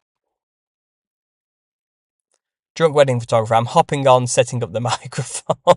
Okay, sorry, so I've ranted while you're sat there waiting to get on for the call. Right, never mind then, let's try again. Let's see what's going on. Let's just go to the chat. Drunk wedding photographer, where are you? Where are you? I will send you a personal link to get you on if you want to hop on and have a bit of a chat. So let me just find you first of all, because I'm missing you on the thing here. If you want to go into the Telegram and just leave a message in the announcements, and then I can just click on your name and send you a direct link. That's probably the quickest, easiest way to do this. Sorry I rambled on a bit too much there. I missed the point. This is a call-in show. It's not all about me after all. Let's see if we can't get it done. I've emailed you. Excellent. There we go. I'll let someone else rant for once, says my wife. Absolutely, yeah, she gets it. Right. Gmail. There he is. I can see it now. Perfect. And also quickly. Sorry, guys, I got a random email there. I wonder what was going on. So it looks like Medica sent me some links to her TikTok, and I will make sure to get them into the description once this live show's done. For now, I'm just going to send a link to Drunk Wedding Photographer, and we're going to get him on here for a bit of a chat. So I'll set up a new meeting. We'll just turn off that video, join with computer audio, copy invite link, paste invite link, and we're off. There we go. I've sent you the link now, Drunk Wedding Photographer. Come and hop on. Let's have a chat. Let's share your thoughts and feelings on what's going to go down, shall we? Let's see what opinions you have on the matter. What's going on there? Now I'm gonna just talk to the chat while I'm waiting. To be honest, let's see what's going on. Yeah, there we go. It's next to the sub button for me too. I don't know what we're talking about there.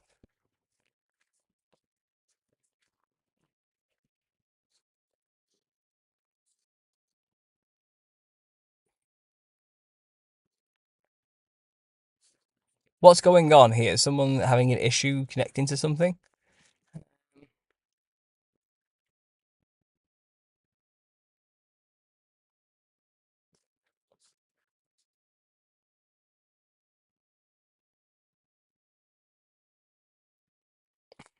I'm gonna hop on to rant too. I ain't even gonna lie. Yeah, come on, come and rant. I've sent you the link. I think he's here. Are we there, David? Can I hear you? I think you're muted, David. I think you might need to click something or do something. It's connecting audio. There we go. I can see something.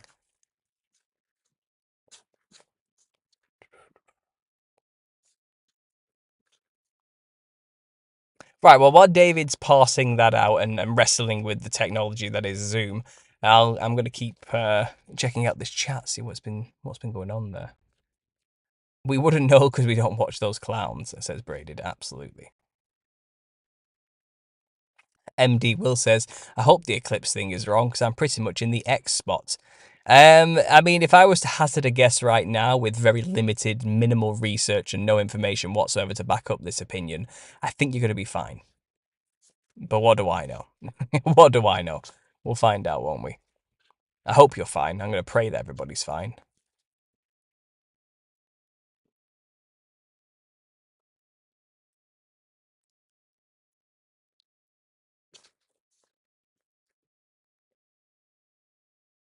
Is my subscribe button missing? That's odd. I didn't realize my subscribe button was missing. Oh, is he there? David, let me know if you're there. Can we hear you?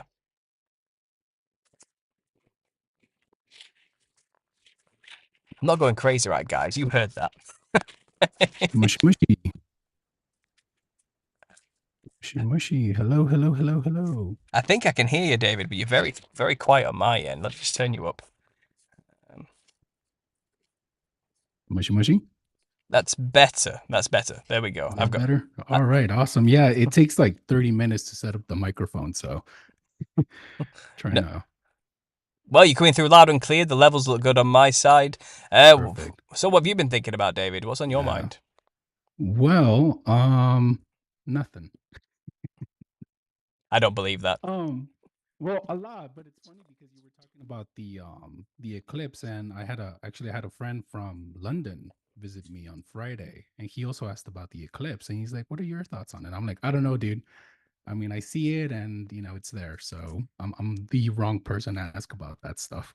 This is gonna sound well. This is a channel of conspiracies, but it was a little crazy even for me. I don't remember where I heard this, but someone had said that um maybe the moon, because the moon doesn't spin, maybe it's like a stone or something, or like a plate, and then whenever there's an eclipse it's like resetting itself.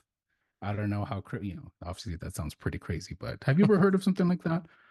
Well, what is the moon? Who really knows? I'm pretty sure it's not a giant ball. I can tell you that It's much. something, because I mean, I don't. It was on Facebook, on one of those random Facebook posts. Yeah. And they were talking about how the Hubble telescope took a picture of, this galaxy and that nebula. And in the comments, people were saying, well, how come we can't take a picture of the American flag that's up there. Mm. Right? I mean, to me, that would prove that we went up there. And until then, I'm like, well, we have all, I mean, you and I being a photographer, we understand, telescopes and telephoto talk. So it's like, it doesn't seem too far fetched, right? It doesn't seem like a big feat to just take a picture of whatever's up there, but we can't seem to do it. I don't know. That's just, and we'll leave it at that. That's my outer space. That's as far as I'll go with outer space because I have no idea what's out there.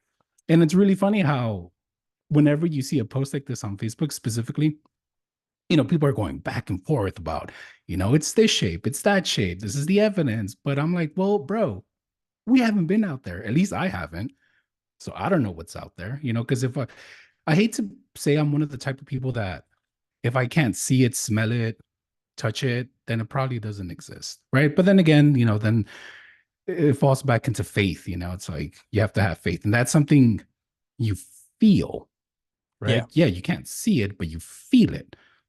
And I'm 36 and having gone through, this and that with life, sometimes your gut doesn't lie to you. So I trust my gut. I'm one of those people. So I don't know, but it's weird, right? Like it's weird to like think about these things because it's like, what is really out there? And that's something I want to know. And hopefully, knock on wood, I don't kick the bucket before I find out, like I would really like to know what's out there. They have all these like Virgin Airlines, they started to do the commercial flights up there. But obviously it's only for the ultra rich, but hopefully, one day I have enough money to just to see it, I just want to see what's out there. Right? Wouldn't everybody here on the chat, wouldn't they want to see what's out there? Like Well, yeah, I mean, I I'd like to know. I'd like to see it for myself. Like I said, I don't trust what they've told us necessarily. I do think there is some kind of orchestrated lie at play to confuse the matter of where we actually are and what we're on. But I've always had this stance, and you may have seen it in the Telegram group.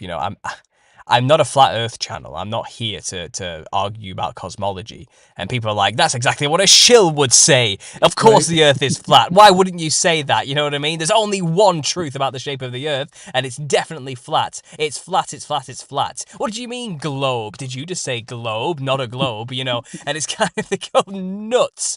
It's kind of like, you sound like a programmed maniac, is all of my responses. And the truth is, look, I'm sure I wouldn't identify as a flat earther, but I'm not. I'm a biblical cosmologist. I'm not a NASA fan. I don't believe it's what they've told us. And my argument is the same as yours, there, David. I've not been there. I don't know what it looks like. I don't know what it looks like. Exactly. It's only so much I can know from my tiny perspective down here. And I don't think most people ever get the opportunity to truly see what's actually as high as you can go, whatever that is, whether it's a firmament or something else, who knows, and you end up going into a river up there, or a big sea or something. I don't know what it is. Maybe we're just an air bubble in some giant sea pocket or something. I don't know. I mean, dude, sometimes I even think that we're inside of a bigger universe, inside of a bigger universe, inside of a bigger universe, right? For all we know, right? It could be anything. And it's funny because here in America, I don't know about the UK, but here in America, it's a federal offense if you keep something that falls out of the sky. Like they go after you if you keep it. So it's like, and my great grandfather, he had what I think was a meteor because, or it was made of metal. It was like this big rock that he had in his yard. And if you take a piece from that same boulder and you hit it, it sounds like a bell. But if you try to hit it with something else, even with another piece of metal, it wouldn't make a sound. So I don't know what it was, but it looked like it had burn marks on it. Like it was like blue, green. Yeah, it was really weird. But then, he passed away and then the family got into, they started fighting over his house, property, and they got rid of it. And I wanted that rock, but yeah, too bad. But I didn't know how I was gonna, because it was huge. It must have weighed like a ton, dude. It was like the size of you know those exercise balls that they use for yoga? Yeah, it was like that big. So well, there's that other phenomenon as well, isn't it? I don't know if you've ever researched this or seen this before, but people have showed that randomly, just scattered in random places all over the Earth, are these perfect sphere rocks everywhere. Have you seen them? Yeah, I have. They're they're very like odd, at the aren't beach. they? Yeah, they're very odd, Yeah, aren't they? and it's like, what is it? Like nobody knows what they are. It's like, oh well, thousands of millions of years, and the ocean hit it. I'm like, come on, really? Like, I know, I like know. really, you talk like, and that's it. Like that's the only explanation they give you. You just take it at face value. I'm like, okay, and it's funny because yeah, a lot of these things you do have to take them at face value, but they sound so far fetched sometimes. It's like, let me, because then it goes back to that whole gut feeling I was saying. Like your gut feeling is telling you that there's something more to it. Hmm. So, and it's interesting, and I've told you before, or at least on chat, I found your channel. I have this bad habit of of leaving my tablet on all night while I'm sleeping, like on autoplay. So in the middle of the night, there's like some random channel video that pops up, and I'm like listening to it, and then I have a dream about it. Um, and this was I want to say almost 3 years ago. There was a video called Hidden History, and they didn't talk about specifically about the millennial reign, but what they talked about was that these buildings are more than what they're telling us. That's essentially what the whole gist of the video. It was like a 3-hour video. And in my head, I'm like, oh man, this is gonna lead me to that flat earth crap. And sure enough, sure enough, here I am. It's like one thing led to another. And then I first saw your theory, which I didn't know was your theory on Conspiracy or Us. And this was almost 2 years ago, I think. Oh, the clowns. Yeah, yeah, yeah. It was like 2 years ago. And then I think when you came back on a year ago, no, in 2023, early 2023, It that's, was the beginning of the year in 2023. yeah. Yeah, I think that's when I came back. So, I took a 5 year break, and Conspiracy Horrors picked up my work a couple of years before I came back. And by that point, I'd finished like 17 episodes of the series in like 2018 when I had to stop. But I left that job and became a photographer, as you know, yes. and I was free to do what I wanted once more because my work wouldn't let me have the channel while I was a manager there. So I just started back up, picked up where I left off, and here I am. Here I am today, and it's been a hell of a ride. But yeah, I know. And go ahead. so, what I was getting at was the whole gut feeling thing. They tell you about these frogs that are balls, right? And they're like, oh, just take it at face value. But when I saw what you were talking about, like it felt right. Like something about it felt right. It was almost like something that I've seen before Yeah, or that you remember. I don't know what do they call it? Collective amnesia, I think is what they call it. Um, something like that. Yeah, I know what yeah. you mean. I know what you're trying to say. I don't know the specific phrase. And then I started remembering of all the stories that my great grandfather would talk about. But when you're a kid, they tell you these stories and you're like, oh, okay, yeah, these are just, fairy tales. And he would talk about people living underground. He would talk about how the buildings underground belong to the old world, but having been a product of public education, I think, you think the old world is Europe, because they call the Americas the new world, but in reality, he was probably hearkening to something else. Hmm. Um, so yeah, so that's how I came aboard and here I am, dude. So thank you. I guess what I'm trying to say is thank you for doing what you're doing because man, like you really opened up my eyes to a lot of things, especially my own culture, dude. Like a lot of these things that we have in my own culture, um when you ask people like why are you doing what you're doing, like why are you celebrating this particular thing, like why are you dressed that way, and they say, oh, it's just tradition. Hmm. And I'm like, and again, you're just supposed to take it at face value, but I'm like, yeah, but like who taught you that? I know. Where did it come from? And you started answering those questions that I've always asked. So, and it's funny, like because you always mention, when you try to not confront people, but when you try to ask the questions, people do get offended. And I'm like, bro, I'm not trying to offend my own culture here. I'm just trying to get a why, right? Like, why would you do something? But anyway, but we all know the answer to that. Well, is it Spanish, your culture? Is it Osana? Is that where you're from? Is that where Oaxaca. Well, I'm from Oaxaca, Mexico. Oaxaca, So Mexico? Yeah. yeah. So it's a mixture of pre-Hispanic and Hispanic. Um, but the southern part of Mexico is more pre-Hispanic, as Mhm. in they kept more to the traditions before the Spaniards showed up. Right. So that's why, like they have more of the costumes and the traditions, et cetera, mixed in with the Catholic traditions from the quote old world. Yeah, that makes sense. So, And yeah.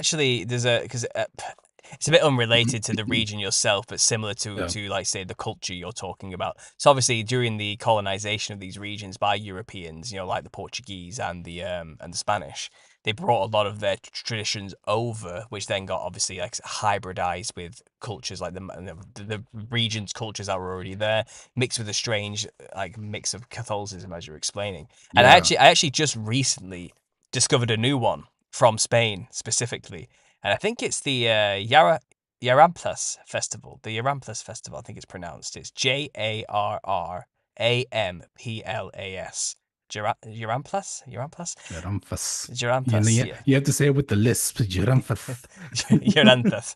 Okay. Yeah. Jarumfas. Yeah. So anyway, this weird festival, right? And I'm gonna have to Mhm. share the screen actually, and I don't know if maybe if you just play the video on silent or something, the YouTube video on silent, so you can see Yeah, what the I'm looking YouTube at. is on silent. Yeah, Yeah, yeah. So if because I just share the otherwise screen, it echoes. and here's just a random article about it. And basically, this guy dresses like a demon, wearing the typical ribbons, the big wide grinned gorgon face with horns, multicolored fractal patterns, and bangs his drum. And people just absolutely pelt him with turnips. Like they just go wild and throw turnips at this thing. All right. Oh, well, it's a double R, so it's Haramplas. Well, there you go. But Haramplas. Yeah. this is honestly, this festival is nuts. This thing just walks through the village and they just Yeah, pelt look him at with that. rock hard turnips. Look at this. It's just it's a giant like clown looking Nephilim demon covered in There you, I mean, fractal. Why do you do this? Oh, it's just tradition. What oh, kind of it's weird ass tradition. tradition is this? Like, Stop asking questions. all right, this is just some random village in Spain somewhere. You know what I mean? And it's kind of what? Just yeah, let's just pelt these guys dressed like clown demons with turnips. Of course, that makes perfect sense, doesn't it? And but like I said, if you look at some of the images for this thing, and it's pretty typical stuff I've been showing in my work for a long time. It's just another example of the same tradition everywhere. It's just an extension of the Wildman tradition, which is a very European thing. But Yeah. look at this thing, like And one of the regions in Oaxaca, the traditional costume looks just like that, but except with that mask, it has like a really big hat, like a big pointy hat. But the from the neck down is the do you have a name I can exact same Google? costume. While you do that, let me look it up. Oaxaca. It's good, dude. All these, because a lot of the names I said they're pre-Hispanic, so it's like hard to keep up with. Um, all the names. So let me punch it in. So my apologies for the clicking noise. Get like it's and then let me see if I I can. think I got the Oaxaca. I just typed in Oaxaca demon tradition or No, something. because they're not demons. That's the funny thing. Like they don't consider them demons. They're No, they don't. traditional costumes. But as I said, like once I started comparing like what you've been showing on oh, see there I found a picture, but it doesn't say the name. And I don't remember the name of the region either. Because the state of Oaxaca is divided up into 8 different regions. Mhm. And each region has what they call, the traditional costume that represents that particular region. And one of them, believe it or not, like they straight up just look like demons, like actual demons. Diablitos is what they call them in Spanish. Diablos, which is translation to devils. Mhm. The one you're showing me actually has that, but man, I can't. This one is the How can I? Tamale Day. Is that right? Candle mass and Tamale masks. Day, yeah. And this mask was very similar to the one from Spain that I just showed earlier. Very similar. They've got the tall headdress as well. I'm just trying to figure it out. There's Oaxaca wedding tradition. Got something very Nah, very nah, nah. colourful. You're a Well, the wedding Oaxaca photographer, wedding tradition, if you click on that, they also have giants at their wedding. Oh yeah, look in the background there. I can see Yeah, them on in the stilts. background. Yeah. Odd. And it's like, huh, that's weird. Wait a minute, what are these masks? Hang So on. that's what I'm Hang saying. on. It's like Let me look at this photo. There's something very sus in the background of this one. Let me just look at this quickly. I'm not trying to sell a different photographer here and get you out of work or no, no, anything, no, but no, no, no, no, no, no, no. but No, but see, there they are. So they have two types of giants. They have the people with the stilts, and then they have the actual puppets in, as giants. yeah, I can see them. I can see them in the background there. Yeah. And that's a very traditional thing to do in Oaxaca. And again, like I've always asked people, like, why, like, what does that represent? Like, where did you guys get that? Like, where do we get it from? Well, I have to say we because, I'm from there. Hmm. um, and again, that's all they say. Oh, it's tradition. I'm like, yeah, but why? Like, what does it mean? What does it represent? Who's this little guy in the bottom left corner here with the big long Where, red nose? where? On my screen currently, I'm sharing a picture. You got guys on stilts. You got Oh, there it is. That's the one. That's the one. That's the one I was trying to show you. yeah, See that one right there, the one with the big nose. That's the one from the Haraplams, or what was it? Haraplas Festival. There you go. There they are. You see them? See how yeah, it's the same clothing, but instead of the mask, they have a little hat, like the Hat Man. yeah, absolutely. Well, that looks very similar to the characters you Yeah, there see he is. in There he is. Bulgaria as well. So Bulgarian cookery. Um, they also have the long-nosed mask character here, something similar. See, and that's why I took your theory at face value, like Yeah, instantly, because I'm like, wait, I've seen all this stuff before, and it's like it's right there. I grew up with it, and I just never realized it. It never. You don't connect the dots until someone else does. And by far, you're the only person that I know of on the internet that has done this, that's doing this, oh, well, that's good to know. and you have the evidence to back it up. See, that's the thing. Like you have the evidence to back it up. A lot of people don't have the evidence to back these things up. So Yeah, I thank mean, you, thank you for your work, dude. oh Thank you well, for your hard work, well, man. thank you. My hat's off. I appreciate that. Yeah, well, it's just pattern recognition. Once you notice a thread, you start pulling at it. They all just kind of comes to you one thing after another. And to be honest, a lot of Oh, my see, look, scroll back up. There was the ones with the little devils. They have those in Oaxaca too. The one with the these with ones the here, horns and everything. No, where they go? there's Um, similar ones there. oh, that one right there, the one with the bells. This one here, Yeah. yeah, yeah, and So the bell thing is very common. It's always shown with these beings that always wear bells. Even in Portugal, which is the opposite side of Bulgaria, so the Portugal, Queretos, they're covered in bells too, as you can see. And this is their version of the same yeah, thing. there they are. This is in Portugal. There they are.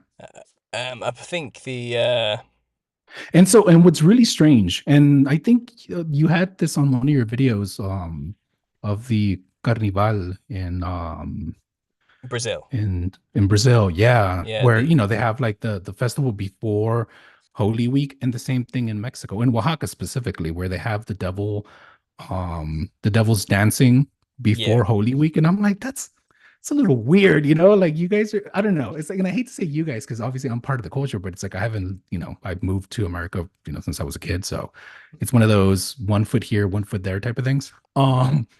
And I'm like, the my current modern society in Oaxaca, we do these things, but I don't know. It feels weird to like mix the clown motif with something religious, and it's almost like a mockery, hmm for the lack of a better term. Like it seems I out don't of know. place until you realize its roots. It's like why is this even Yeah, here? And the answer usually is, well, we've just always done this. And it's kind of, well, actually, if you start going really, really far back, it goes back to Dionysus and Thracian culture, and it comes mainly out of that cookery I was showing you earlier. yeah, You'll find most of Europe was inspired by that wild man tradition specifically, and it's just colonized out further and further west across the ocean to America as well. With the transportation of the Europeans over there, so you're seeing the same flavor of these. This is the Batibola in yeah. Rio. And it's funny because usually they say, "Oh, this stuff has always been here." I'm like, I don't know, Yeah, maybe. it's old. It's a very old tradition that has new modern forms, like carnival, for example, is just a very old version of that cookery I mentioned earlier. in Bulgaria. This is the oldest example of it. This is what it is. This is what they do. They have a huge party before the fasting period, you know. And most cultures have just copied this further. And this is old. This goes way back to Thracian culture. You know, we're talking like the Greeks and the Roman periods, really old tradition, you know, the time of Dionysus the god, you know. This is how old this tradition is, and this is what they've always dressed like to represent those gods. This is Yeah. the idea, and it's kind of evolved and changed into, oh well, we dress like this now to scare away bad spirits before the winter. You know, that's kind of what they say to themselves, and we shake our bells, and it makes bad spirits stay away. Yeah, same thing in Oaxaca. Oh, we're scaring off the demons. I'm like, but you look like a demon. It's like I don't think that's how it works. Like, No, it does. It doesn't work like that. This is what I'm saying, and I've made this argument over and over again that, you know, so when, let's say, um, this guy in India who's dressing like this to be purposefully possessed by the spirits, you know, this is why he does this. The Theyyam in India, you know, this is why this is an ancient. This is older than Hinduism. This is a very yeah, ancient tradition. This person dresses like this specifically to be possessed. There's no other purpose. It's not to scare the demon away, it's to bring it in. And once no, they've been it's possessed, it's bring it in. That's exactly what it is. exactly, yeah, that's why they do it, you know, and they dress like these crazy wide-eyed clown monster And then things. see, and it's funny because then the question is, are you doing it because you know what you're doing, or are you doing it because It's tradition. like you just been told and you don't even know what you're doing? Exactly. Like, but which one is worse? Do you think? Do you think it's more worse? Is more bad if you know exactly what you're doing, or you're just following blind tradition? Well, this is why we have to have grace, because Yeah, we forgive them for they know not what they do is basically yeah. the principle for all of this. So these religions think they're good things. They like the entities. They want to communicate with them because they believe they are worthy of veneration. So they don't think they're doing anything bad. So Yeah, they have their own form of ignorance to these practices. And then the people in the cookery, for example, they literally haven't got a clue what they're doing. They don't understand the dangers of dressing like a demon. It brings them into you. It doesn't scare them away. They don't get that. So they're just ignorant. They just do not know. Like they're just so far removed from the truth, probably thanks to the Catholic influence in these regions who kind of Christianized pagan traditions, you know, making it a part of the Lent fasting period rather than what it used to be a pagan ritual for fertility and all these other things based on Dionysus, you know. It's just lost. It's lost in translation. It's become tradition, and they have just been told, like like Halloween, for example. Oh, yeah. they're dressing like demons to scare them away. And we're even so far removed now, where it's Halloween's just a bit of fun for the kids. We don't even know why we do it. We don't even understand its true roots in Yeah. Samhain. You know. Well, again, going back to Oaxaca, because that's where I'm more familiar with. Like we have Dia de los Muertos, Day of the Dead, Yes. and it's a instead of compared to Halloween where it's only like a 1 day thing, it's stretched out for a whole week. Yes. And one of the traditions is you build an altar to supposedly honor your past loved ones, and you leave food for them, right? And so the belief is that your past loved ones will come back and consume the food that you left out. Hmm. And again, growing up with the tradition, I'm like, oh, that's a cool tradition, and very proud of it because it's ours, et cetera, et cetera. But then again, after your theory, I'm like, wait a minute. um, if we don't come back, who's coming back to eat this stuff? Yeah. It ain't great grandpa. Well, that's the thing. Yeah. I mean, if So, biblically speaking, you know, when you die, you're not coming back to communicate with your yeah. loved ones. You're sleeping till final great white throne judgment. You know. And that puts an end to this idea that you're communicating with grandma or granddad in seances, for example. And when it says the Day of the Dead, what dead are we really talking about here? Yeah, You know, and it's really over the last since I've when was it, like how many 2 3 years, right? Yeah, I've been questioning everything, dude. Like yeah, I'm like, wait a minute. Yeah, they got me thinking like, who are we actually venerating? Like, who are we leaving these who are we making the altar for? And Yeah, I did. And that to me scared me a little bit because I'm like, are we opening something like some type of portal that we're not supposed to, you know? Well, the thing is, these festivals happen worldwide every year on a Yeah. cyclical clock, on a calendar clock. Every year, it's time to do this festival in every country has their own version of these types of festivals. And when you look Yeah. at it in bigger picture stuff, and you step back and think, well, what's this for then? If it's all about the Nephilim, Hmm. you realize that every year, like clockwork, the Nephilim get to have some fun. They get to people dress up like them and they can then enter those people and these people get absolutely hammered and do all sorts of depraved things because it's Yeah. festival season. And the demons get to experience that pleasure through those bodies that they are now being host to because the person is dressed like them. They can get in and they get to use their senses, their hands, their fingertips, their tongues, eyes, nose, ears, and everything to feel and experience and Yeah. taste, you And know. then you mentioned some time ago that, these spirits are, wherever the hell they're at, they can't they can't eat, they can't drink, and then here we are leaving food for them. Well, yeah. So Hungering okay, spirits, Japan. let me ask you this is a professional slash personal question. So as I'm a wedding photographer and I have a blog that I use to promote my services, culture, et cetera, et cetera. And I have a Hmm. really long blog post on Day of the Dead. Obviously, as I'm talking to you now, I'm telling you that it's like, well, it's part of my culture tradition, but it's like I don't believe in this stuff anymore. But it's kind of like a double-edged sword, because it's like I have to promote it so that I bring in business. You get what I'm saying? So it's like, is that bad? You get what I'm trying to ask? Probably Like, not. No, I don't think so. I don't. okay, I think it's one of these things, and you've got to be. We have to live in the world. Unfortunately, we're not going to be able to get away from it. yeah, because in the Bible, Jesus said, "Pay what is owed to Caesar," right? Yeah, Like, and in one of your tips for what was it called? Tips for truthers was y- okay. Yes, you do what you do with this information, but you still have to live here. You still have to pay rent. You still have to follow the law of the land, right? So, oh, see, yeah, there it is. yeah. I'm just scrolling So, through now, showing the guys what you do. yeah.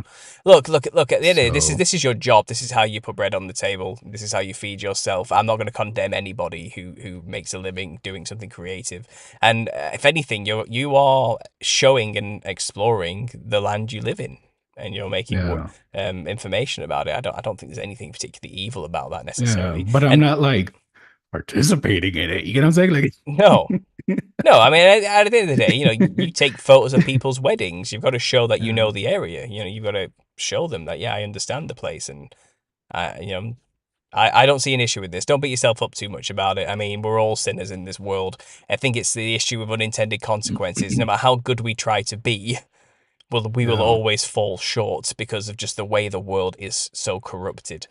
We can't be good in a sense, you Yeah, know? because because at the same time, I don't want to be like the person, like growing up, there was always like this one guy or one lady's like, oh, this is the devil, that's the devil, this is the devil. And it's like, yeah, pretty much everything is, but then you can't do anything after that, like you literally just have to stay in a little room and do nothing. Yeah. Exactly. Don't beat yourself up too much about it, David. I'm certainly not All right, judging you thank for you. this. Don't worry about Okay, it. thank you. But yeah, no, like I said, guys, go check out the Drunk Wedding Photographer. If you're in his area, hire him for your wedding. Um, plug. There we go. And I'm shilling for Thank your you. business now. But go check it out, the Drunk Wedding Photographer. I think he's on Instagram. You're on Instagram. Looks like you're on Instagram here. Yes, I'm everywhere. Instagram, Google, There we go. the way, Go. YouTube. Just Yeah. look up the drunk wedding photographer and I'll give you a and quick. you'll I'll find give me. you a quick follow on here. There we go. I'm following you Cool. now. Thank you. Yeah. Yeah, I'm gonna get into the YouTube game too. I just been lazy. I just haven't done it, but I got to do it. I'm gonna do it this year. Well, I'll help you with that as well when you're ready to go. Let me know. Let me know, and we'll get you on, and we'll have a back and forth. Whatever you want to make Oh, a YouTube awesome. about, that's fine. It's gonna be like a just a slice of life type of thing. So, Cool. but it's more for marketing, just to let potential clients know who I am. So, because I think I have a really quirky personality. Some people get it, a lot of people don't. I mean, even by the name, the drunk wedding photographer, that it's not for a lot of people, you know. So No, but I bet it it's gets you. I it, bet it gets you some serious business though. That's catchy. That's you really know, catchy. it's a name you don't forget. So, but it's Absolutely. so believe it or not, even as simple and as as simple as the name sounds, it took me like a good year to come up with it. But then it's one of those names where like, oh, why didn't I think of that? I couldn't agree more, David. Well, I think we've my time's about to run out from what I've seen here. Again, I only have like a half an hour limit on Zoom, so maybe Yeah, that's a good place to end it. Guys, go check out David's Instagram, his website. Go see what he's all about. Check out his artwork. I'm always willing to help people with their art. As a fellow artist myself, I understand thank you. it's a tough industry, so I always like to support people in their Yeah. artwork. You know what? I'm going to send you a print, or in fact, I'll just send you the file so that you can print it at home because sending stuff through, in the UK Post and the Royal Mail, it's expensive. Of course it is. Yeah, no. So, I yeah, actually, as a photographer, I have a really good printer, so feel free to send that through. That's no problem at all. perfect. Yeah. Yeah. Because I want to gift you something. I mean, I would like to send you more things, but as I said, that's when my buddy came over because he was going to take the things that I was going to send him. It was going to cost like $60 to send it. And I was like, oh, no, that's a lot of money. No, absolutely. Just send me a digital print. That's fine. I'll print it Okay. off myself, David. But I All really right. appreciate Will that. I do. really do. Thanks for talking. And yeah, obviously, I'll stay in touch. You're always around. I'm always around. Thanks for being a great moderator as well. I really All appreciate right. everything you Thank do you. for me. Thank you. Bye now. And thank you. All right. See ya.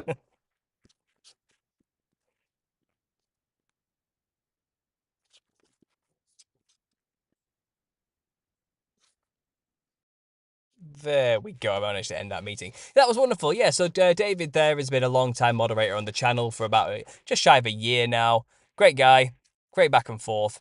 Great to finally speak with him and put a voice to the name as well. I really appreciate him coming on to do that and sharing his cultural experiences with the Nephilim look like clowns theory. And I'm sure everybody who's speaking today who has their own personal culture, wherever you're from in the world, can share a little bit about that theory and their experiences with the Nephilim clowns for sure. I'm certain you all have your own examples that are relevant to that theory from your own geographically specific place, certainly.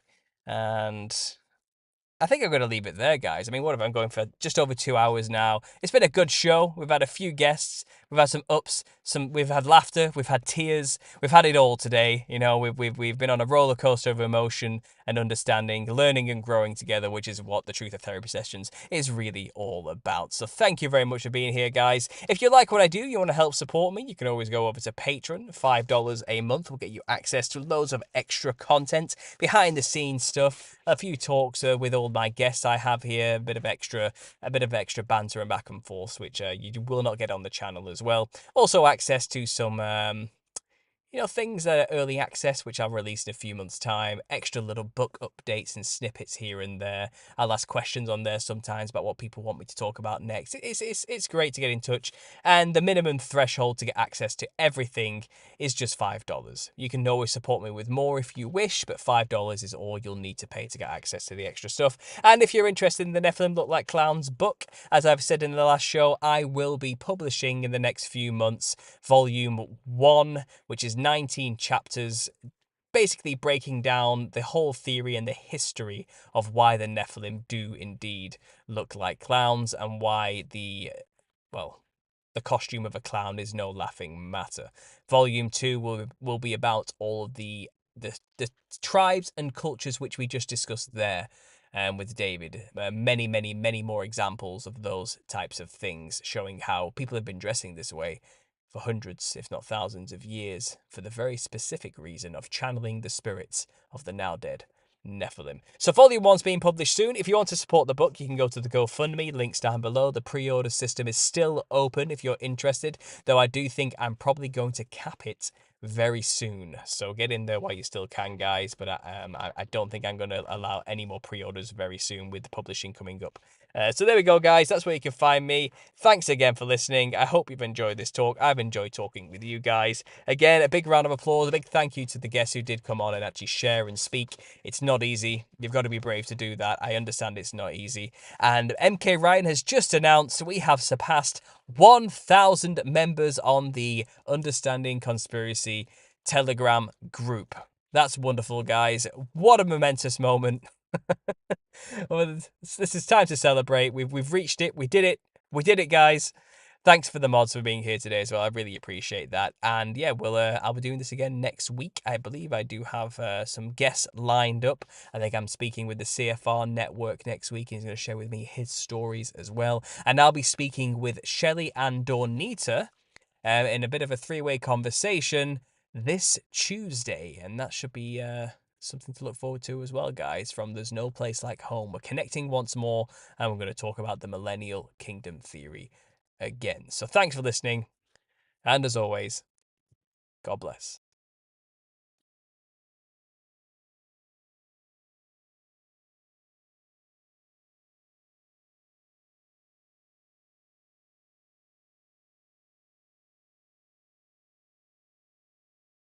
Oh yeah, guys, and make sure to check out me and my wife's podcast, Tales Under the Big Top. Links down below.